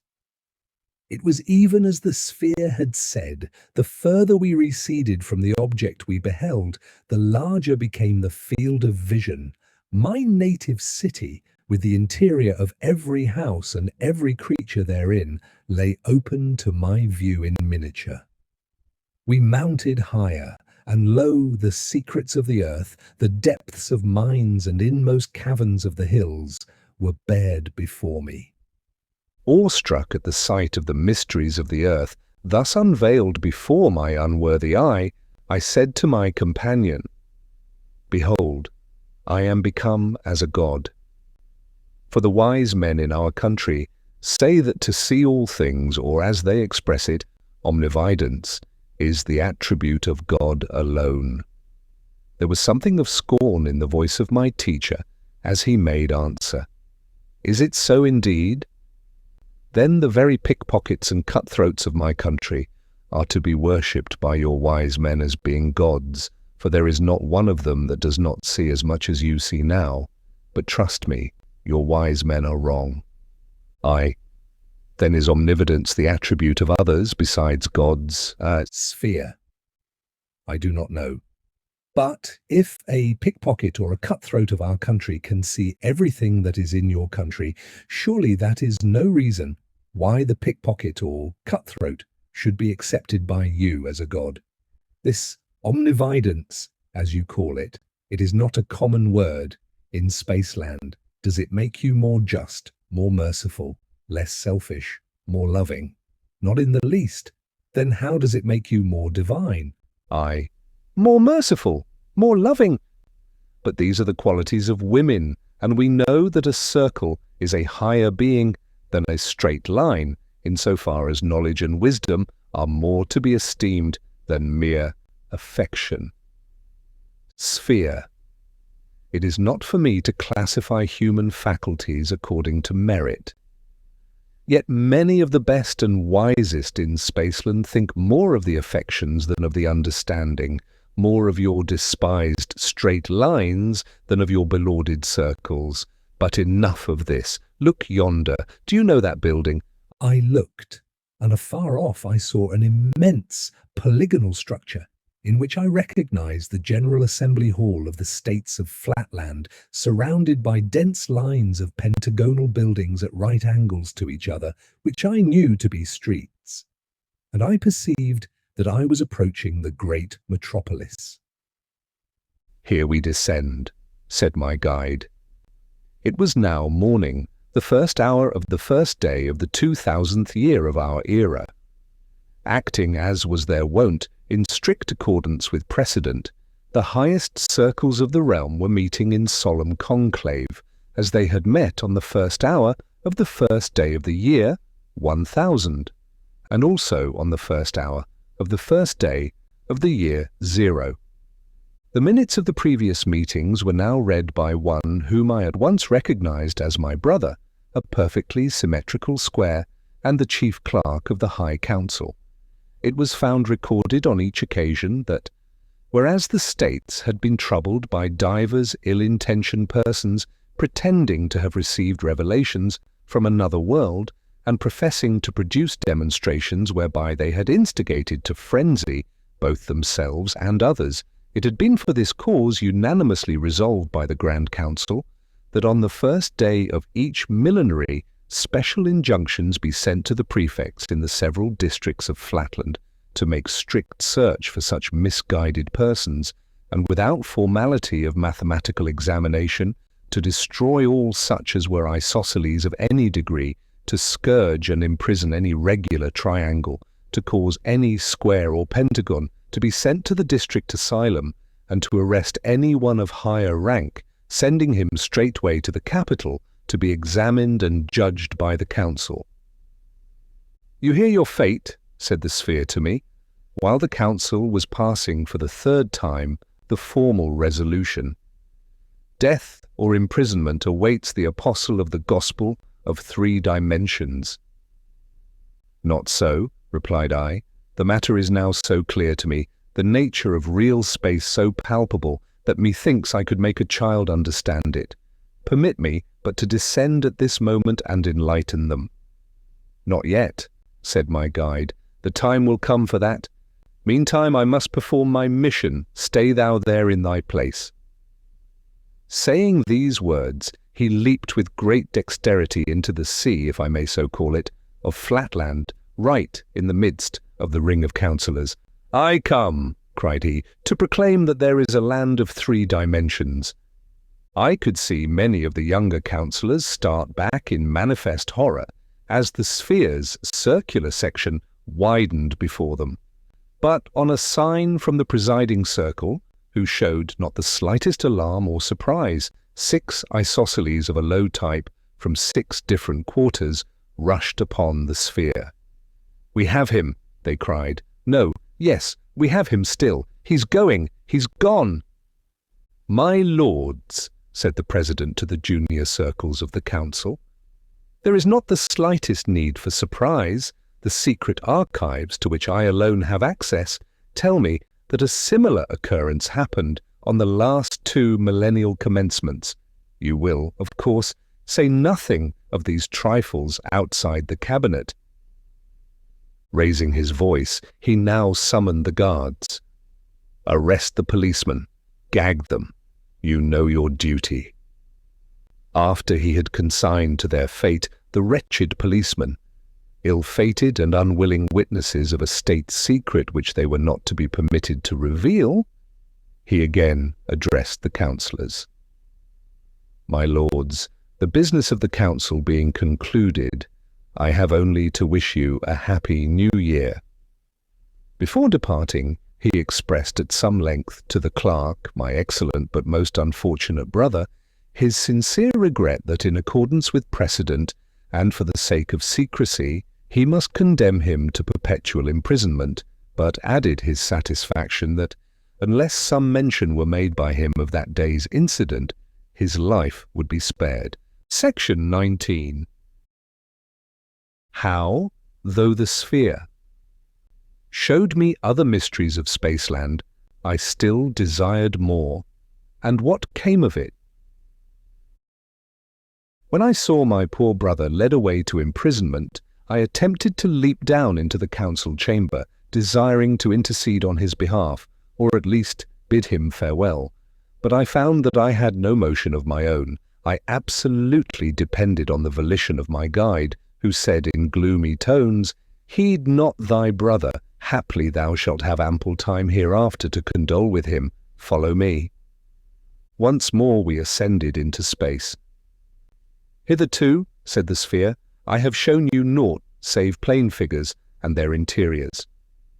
Now I must introduce you to solids and reveal to you the plan upon which they are constructed. Behold this multitude of movable square cards. See, I put one on another, not as you supposed, northward of the other, but on the other.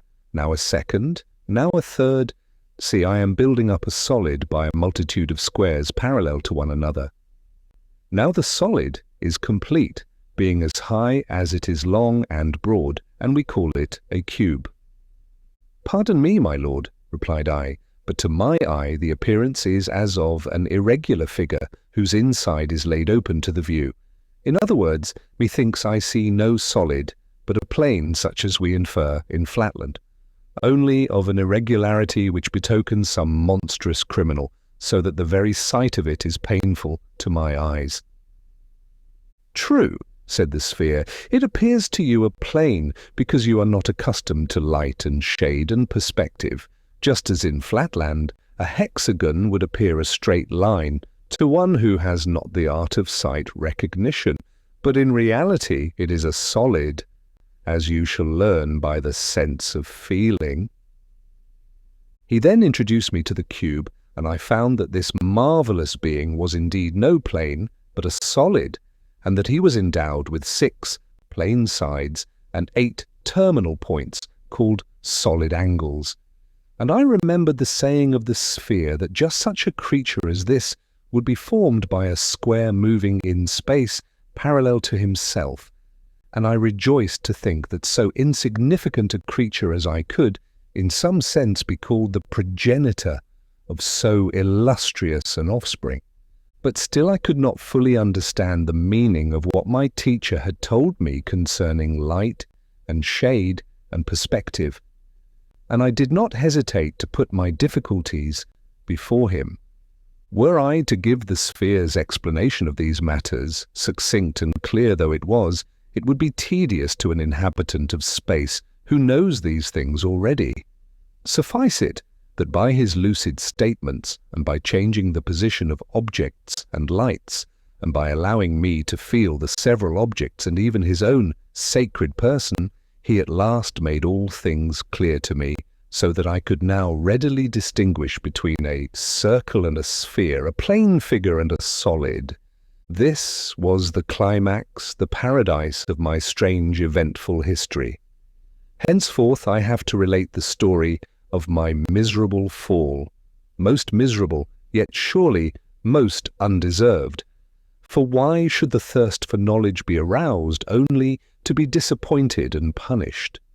My volition shrinks from the painful task of recalling my humiliation, yet, like a second Prometheus, I will endure this and worse, if by any means I may arouse in the interiors of plain and solid humanity a spirit of rebellion against the conceit which would limit our dimensions to 2 or 3, or any number short of infinity.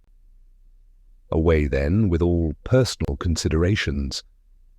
Let me continue to the end as I began, without further digressions or anticipations, pursuing the plain path of dispassionate history.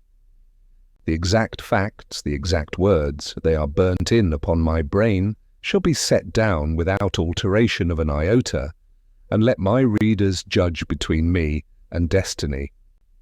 The sphere would willingly have continued his lessons by indoctrinating me in the conformation of all regular solids, cylinders, cones, pyramids, pentahedrons, hexahedrons, dodecahedrons, and spheres.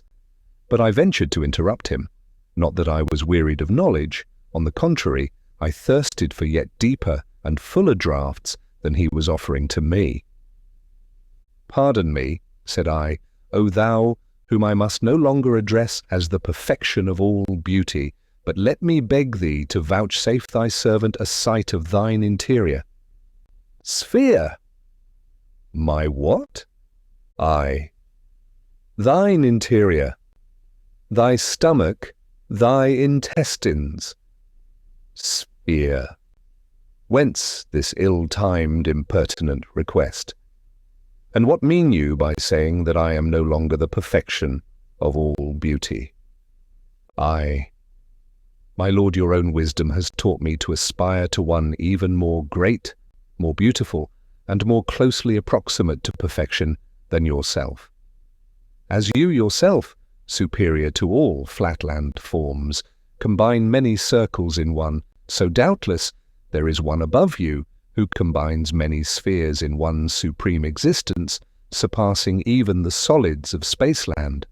And even as we who are now in space look down on Flatland and see the insides of all things, so of a certainty there is yet above us some higher, purer region, whither thou dost surely purpose to lead me, O thou whom I shall always call everywhere and in all dimensions, my priest, philosopher, and friend. Some yet more spacious space, some more dimensionable dimensionality, from the vantage ground of which we shall look down together upon the revealed insides of solid things, and where thine own intestines and those of thy kindred spheres will lie exposed to the view of the poor wandering exile from Flatland, to whom so much has already been vouchsafed." "Sphere! Pooh! Stuff! Enough of this trifling.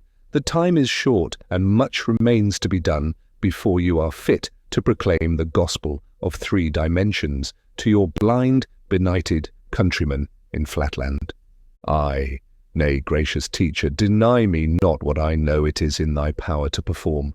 Grant me but one glimpse of thine interior, and I am satisfied for ever, remaining henceforth thy docile pupil, thy unemancipable slave, ready to receive all thy teachings and to feed upon the words that fall from thy lips." Sphere. Well then, to content and silence you, let me say at once, I would show you what you wish if I could, but I cannot. Would you have me turn my stomach inside out to oblige you? "Ay, but my lord has shown me the intestines of all my countrymen in the land of 2 dimensions, by taking me with him into the land of 3. What therefore more easy than now to take his servant on a second journey into the blessed region of the fourth dimension, where I shall look down with him once more upon this land of 3 dimensions, and see the inside of every 3-dimensioned house, the secrets of the solid earth, the treasures of the mines in Spaceland, and the intestines of every solid living creature, even of the noble and adorable spheres. Sphere. But where is this land of 4 dimensions? I know not, but doubtless my teacher knows. Sphere, not I. There is no such land. The very idea of it is utterly inconceivable. Not inconceivable, my lord, to me, and therefore still less inconceivable to my master. Nay, I despair not that even here, in this region of 3 dimensions, your lordship's art may make the 4th dimension visible to me. Just as in the land of 2 dimensions my teacher's skill would fain have opened the eyes of his blind servant to the invisible presence of a 3rd dimension, though I saw it not. Let me recall the past. Was I not taught below that when I saw a line and inferred a plane, I in reality saw a 3rd unrecognized dimension, not the same as brightness, called height? And does it not now follow that in this region, when I see a plane and infer a solid, I really see a 4th unrecognized dimension, not the same as color, but existent, though infinitesimal and incapable of measurement? And besides this, there is the argument from analogy of figures, sphere. Analogy? Nonsense. What analogy? Aye, your lordship tempts his servant to see whether he remembers the revelations imparted to him. Trifle not with me, my lord. I crave, I thirst for more knowledge. Doubtless we cannot see that other higher Spaceland now, because we have no eye in our stomachs. But just as there was the realm of Flatland, though that poor puny lineland monarch could neither turn to left nor right to discern it, and just as there was close at hand and touching my frame the land of 3 dimensions, though I, blind, senseless wretch, had no power to touch it, no eye in my interior to discern it, so of a surety there is a 4th dimension which my lord perceives with the inner eye of thought, and that it must exist my lord himself has taught me. Or can he have forgotten what he himself imparted to his servant? In 1 dimension, did not a moving point produce a line with 2 terminal points? In 2 dimensions, did not a moving line produce a square with 4 terminal points? In 3 dimensions, did not a moving square produce, did not this eye of mine behold it, that blessed being, a cube with 8 terminal points? And in 4 dimensions shall not a moving cube, alas for analogy, and alas for the progress of truth, if it be not so, shall not, I say, the motion of a divine cube result in a still more divine organization with 16 terminal points? Behold the infallible confirmation of the series 2, 4, 8, 16. Is not this a geometrical progression? Is not this, if I might quote my lord's own words, strictly according to analogy? Again, was I not taught by my lord that as in a line there are 2 bounding points, and in a square there are 4 bounding lines, so in a cube there must be 6 bounding squares? Behold once more the confirming series 2, 4, 6. Is not this an arithmetical progression?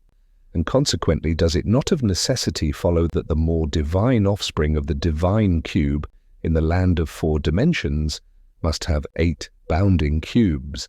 And is not this also, as my lord has taught me to believe, strictly according to analogy? O my lord, behold, I cast myself in faith upon conjecture, not knowing the fact, and I appeal to your lordship to confirm or deny my logical anticipations. If I am wrong, I yield, and will no longer demand a 4th dimension, but if I am right, my lord will listen to reason. I ask, therefore, is it or is it not the fact that ere now your countrymen also have witnessed the descent of beings of a higher order than their own entering closed rooms, even as your lordship entered mine, without the opening of doors or windows, and appearing and vanishing at will? On the reply to this question, I am ready to stake everything. Deny it, and I am henceforth silent. Only vouchsafe an answer. Sphere, after a pause. It is reported so. But men are divided in opinion as to the facts, and even granting the facts, they explain them in different ways. And in any case, however great may be the number of different explanations, no one has adopted or suggested the theory of a fourth dimension. Therefore, pray have done with this trifling, and let us return to business. I was certain of it. I was certain that my anticipations would be fulfilled. And now have patience with me and answer me yet one more question, best of teachers. Those who have thus appeared, no one knows whence, and have returned, no one knows whither, have they also contracted their sections and vanished somehow into that more spacious space whither I now entreat you to conduct me? Sphere, moodily. They have vanished, certainly, if they ever appeared. But most people say that these visions arose from the thought, you will not understand me, from the brain, from the perturbed angularity of the seer. Aye, say they so? Oh, believe them not, or if it indeed be so, that this other space is really Thoughtland, then take me to that blessed region where I in thought shall see the insides of all solid things. There, before my ravished eye, a cube moving in some altogether new direction, but strictly according to analogy, so as to make every particle of his interior pass through a new kind of space with a wake of its own, shall create a still more perfect perfection than himself, with 16 terminal extra-solid angles, and 8 solid cubes for his perimeter. And once there, shall we stay our upward course? In that blessed region of 4 dimensions, shall we linger on the threshold of the 5th, and not enter therein? Ah, no, let us rather resolve that our ambition shall soar with our corporal ascent. Then, yielding to our intellectual onset, the gates of the 6th dimension shall fly open, after that a 7th, and then an 8th. How long I should have continued I know not. In vain did the sphere, in his voice of thunder, reiterate his command of silence, and threaten me with the direst penalties if I persisted. Nothing could stem the flood of my ecstatic aspirations. Perhaps I was to blame, but indeed I was intoxicated with the recent draughts of truth to which he himself had introduced me. However, the end was not long in coming. My words were cut short by a crash outside and a simultaneous crash inside me, which impelled me through space with a velocity that precluded speech. Down, down, down, I was rapidly descending, and I knew that return to Flatland was my doom. One glimpse, one last and never-to-be-forgotten glimpse I had of that dull, level wilderness, which was now to become my universe again, spread out before my eye. Then a darkness, then a final, all-consummating thunder peal, and when I came to myself, I was once more a common creeping square in my study at home, listening to the peace cry of my approaching wife. Section 20. How the sphere encouraged me in a vision. Although I had less than a minute for reflection, I felt, by a kind of instinct, that I must conceal my experiences from my wife. Not that I apprehended at the moment any danger from her divulging my secret, but I knew that to any woman in Flatland the narrative of my adventures must needs be unintelligible, so I endeavoured to reassure her by some story, invented for the occasion, that I had accidentally fallen through the trap-door of the cellar and had there lain stunned.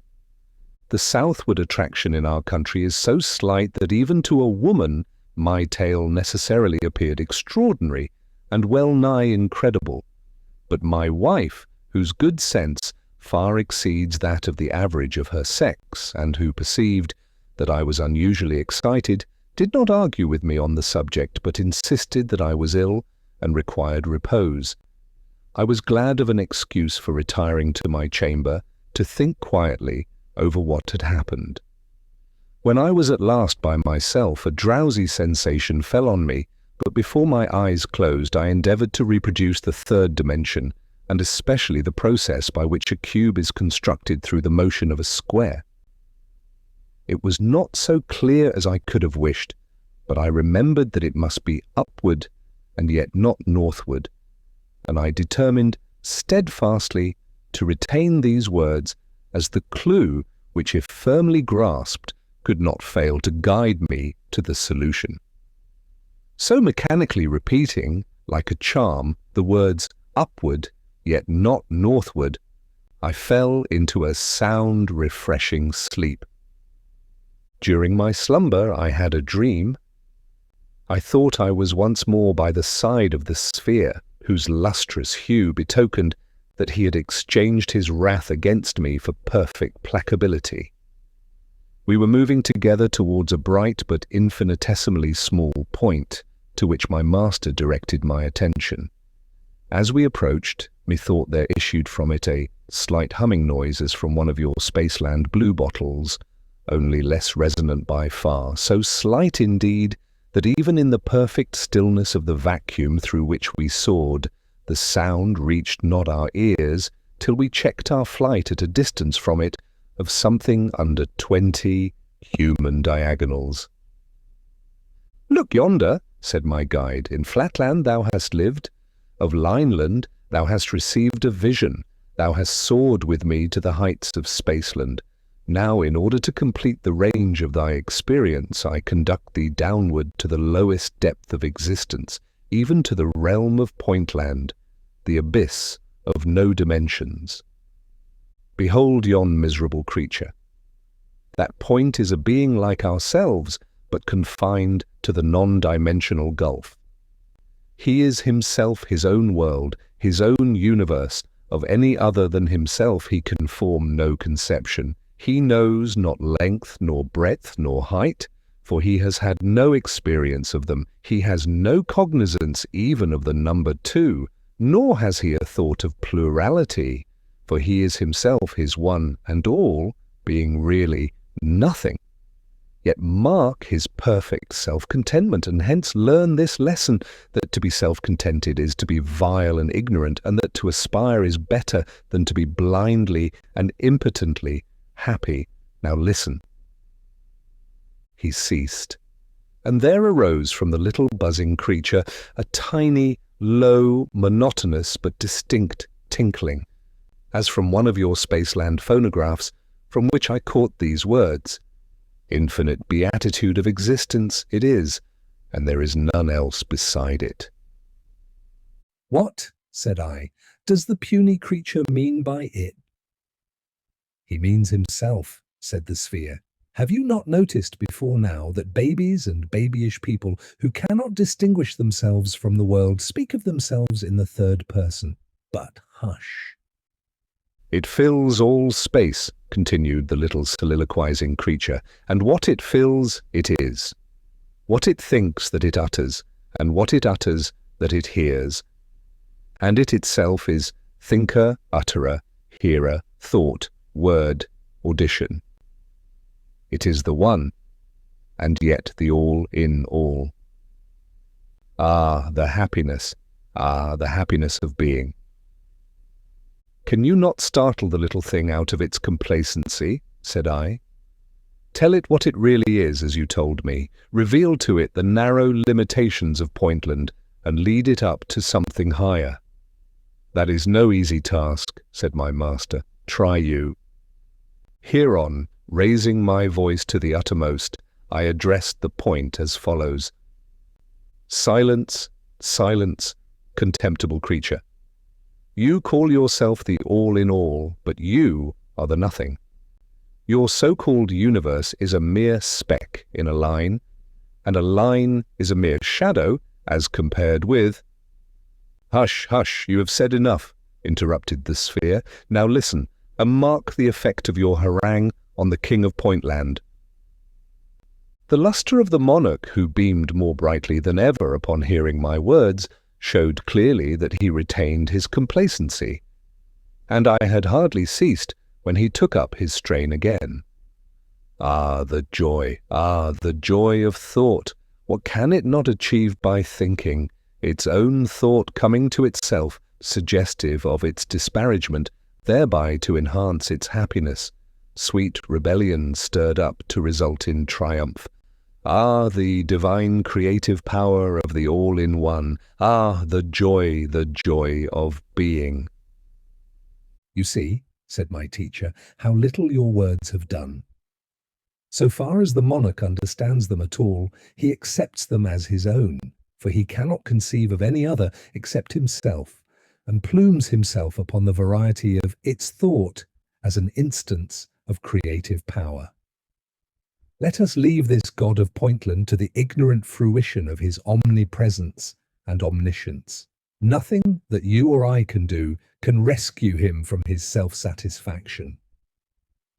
After this, as we floated gently back to Flatland, I could hear the mild voice of my companion pointing the moral of my vision and stimulating me to aspire and to teach others to aspire.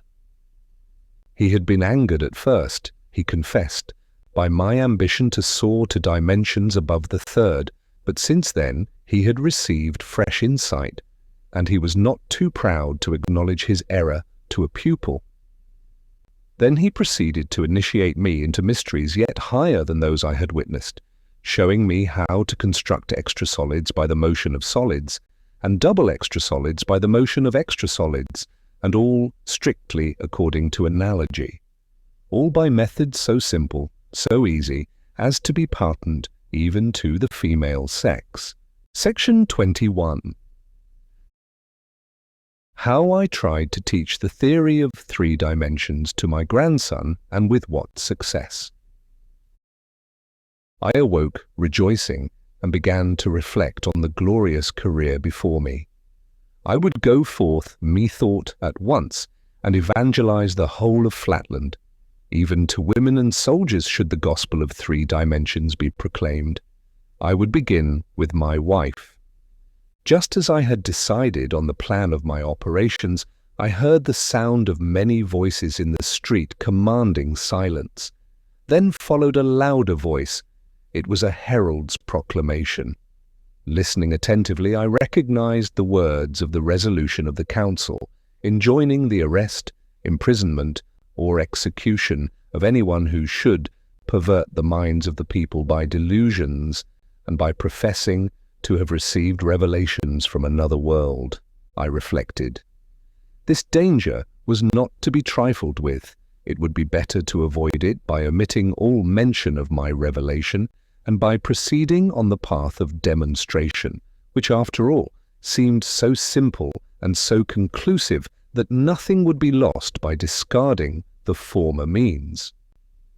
Upward, not northward, was the clue to the whole proof. It had seemed to me fairly clear before I fell asleep, and when I first awoke, fresh from my dream, it had appeared as patent as arithmetic, but somehow it did not seem to me quite so obvious now. Though my wife entered the room opportunely just at that moment, I decided, after we had exchanged a few words of commonplace conversation, not to begin with her. My pentagonal sons were men of character and standing, and physicians of no mean reputation, but not great in mathematics, and in that respect unfit for my purpose. But it occurred to me that a young and docile hexagon with a mathematical turn would be a most suitable pupil. Why therefore not make my first experiment with my little precocious grandson, whose casual remarks on the meaning of 3 cubed had met with the approval of the sphere? Discussing the matter with him, a mere boy, I should be in perfect safety, for he would know nothing of the proclamation of the council. Whereas I could not feel sure that my sons, so greatly did their patriotism and reverence for the circles predominate over mere blind affection, might not feel compelled to hand me over to the prefect if they found me seriously maintaining the seditious heresy of the third dimension. But the first thing to be done was to satisfy in some way the curiosity of my wife, who naturally wished to know something of the reasons for which the circle had desired that mysterious interview, and of the means by which he had entered the house. Without entering into the details of the elaborate account I gave her, an account I fear not quite so consistent with truth as my readers in Spaceland might desire, I must be content with saying that I succeeded at last in persuading her to return quietly to her household duties without eliciting from me any reference to the world of 3 dimensions. This done, I immediately sent for my grandson, for, to confess the truth, I felt that all that I had seen and heard was in some strange way slipping away from me, like the image of a half-grasped, tantalizing dream, and I longed to essay my skill in making a first disciple. When my grandson entered the room, I carefully secured the door. Then, sitting down by his side and taking our mathematical tablets, or, as you would call them, lines, I told him we would resume the lesson of yesterday. I taught him once more how a point by motion in 1 dimension produces a line, and how a straight line in 2 dimensions produces a square. After this, forcing a laugh, I said, "And now, you scamp, you wanted to make me believe that a square may in the same way by motion upward, not northward, produce another figure, a sort of extra square in 3 dimensions. Say that again, you young rascal." At this moment, we heard once more the heralds, "Oh yes, oh yes," outside in the street proclaiming the resolution of the council. Young though he was, my grandson, who was unusually intelligent for his age and bred up in perfect reverence for the authority of the circles, took in the situation with an acuteness for which I was quite unprepared. He remained silent till the last words of the proclamation had died away, and then, bursting into tears, "Dear Grandpapa," he said, "that was only my fun, and of course I meant nothing at all by it, and we did not know anything then about the new law, and I don't think I said anything about the 3rd dimension, and I am sure I did not say one word about upward, not northward, for that would be such nonsense, you know. How could a thing move upward and not northward? Upward and not northward? Even if I were a baby, I could not be so absurd as that.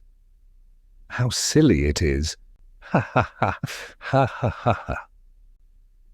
"Not at all silly," said I, losing my temper. "Here, for example, I take this square," and at the word I grasped a movable square which was lying at hand, "and I move it, you see, not northward, but, yes, I move it upward, that is to say, not northward, but I move it somewhere, not exactly like this, but somehow." Here I brought my sentence to an inane conclusion, shaking the square about in a purposeless manner, much to the amusement of my grandson, who burst out laughing louder than ever and declared that I was not teaching him, but joking with him, and so saying he unlocked the door and ran out of the room. Thus ended my first attempt to convert a pupil to the gospel of 3 dimensions. Section 22. How I then tried to diffuse the theory of 3 dimensions by other means, and of the result. My failure with my grandson did not encourage me to communicate my secret to others of my household, yet neither was I led by it to despair of success. Only I saw that I must not wholly rely on the catchphrase upward, not northward, but must rather endeavour to seek a demonstration by setting before the public a clear view of the whole subject, and for this purpose it seemed necessary to resort to writing. So I devoted several months in privacy to the composition of a treatise on the mysteries of 3 dimensions.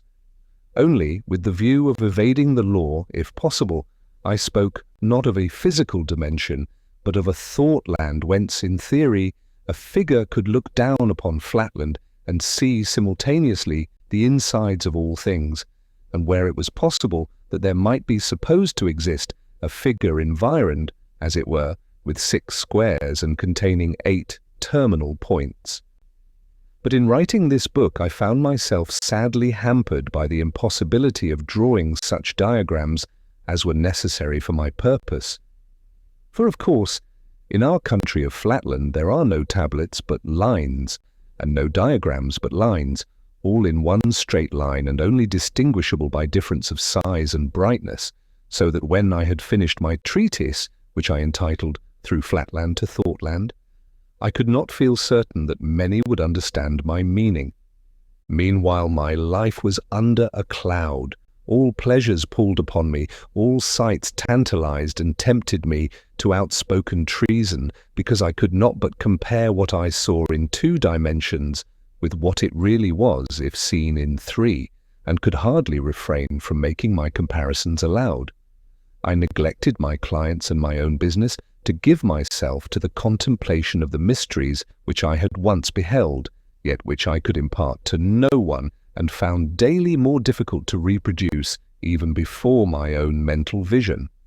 One day, about 11 months after my return from Spaceland, I tried to see a cube with my eye closed, but failed. And though I succeeded afterwards, I was not then quite certain, nor have I been ever afterwards, that I had exactly realized the original. This made me more melancholy than before, and determined me to take some step. Yet what, I knew not. I felt that I would have been willing to sacrifice my life for the cause, if thereby I could have produced conviction. But if I could not convince my grandson, how could I convince the highest and most developed circles in the land? And yet at times my spirit was too strong for me, and I gave vent to dangerous utterances.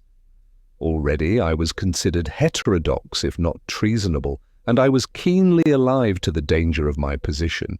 Nevertheless, I could not at times refrain from bursting out into suspicious or half-seditious utterances, even among the highest polygonal and circular society. When, for example, the question arose about the treatment of those lunatics who said that they had received the power of seeing the insides of things, I would quote the saying of an ancient circle who declared that prophets and inspired people are always considered by the majority to be mad, and I could not help occasionally dropping such expressions as the eye that discerns the interiors of things and the all-seeing land. Once or twice I even let fall the forbidden terms, the 3rd and 4th dimensions.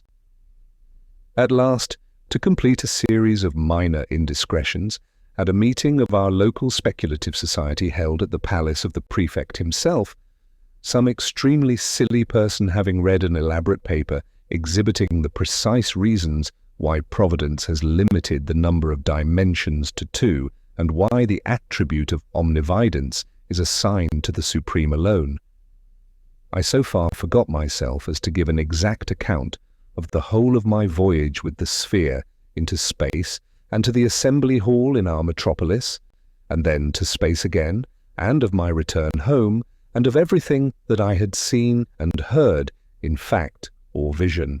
At first, indeed, I pretended that I was describing the imaginary experiences of a fictitious person, but my enthusiasm soon forced me to throw off all disguise, and finally, in a fervent peroration, I exhorted all my hearers to divest themselves of prejudice and to become believers in the 3rd dimension. Need I say that I was at once arrested and taken before the council?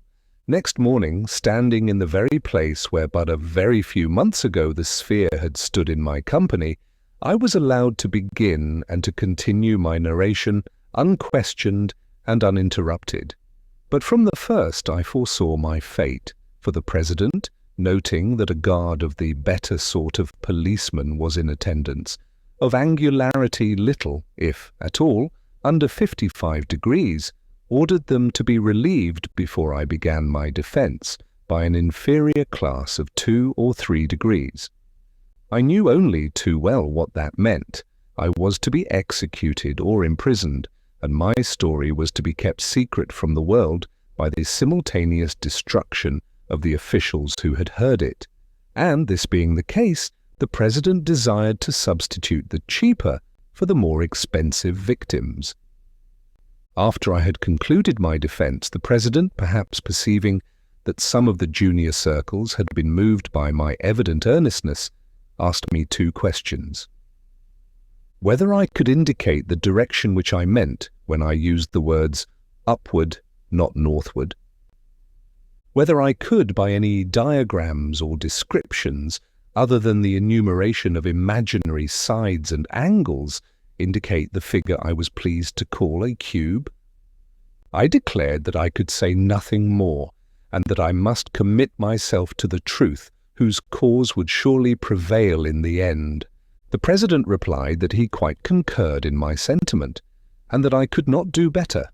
I must be sentenced to perpetual imprisonment, but if the truth intended that I should emerge from prison and evangelize the world, the truth might be trusted to bring that result to pass. Meanwhile, I should be subjected to no discomfort that was not necessary to preclude escape, and unless I forfeited the privilege by misconduct, I should be occasionally permitted to see my brother who had preceded me to my prison. 7 years have elapsed and I am still a prisoner, and, if I accept the occasional visits of my brother, debarred from all companionship save that of my jailers, my brother is one of the best of squares, just, sensible, cheerful, and not without fraternal affection. Yet I confess that my weekly interviews, at least in one respect, cause me the bitterest pain. He was present when the sphere manifested himself in the council chamber. He saw the sphere's changing sections. He heard the explanation of the phenomena then given to the circles. Since that time, scarcely a week has passed during 7 whole years without his hearing from me a repetition of the part I played in that manifestation, together with ample descriptions of all the phenomena in Spaceland and the arguments for the existence of solid things, derivable from analogy. Yet I take shame to be forced to confess it.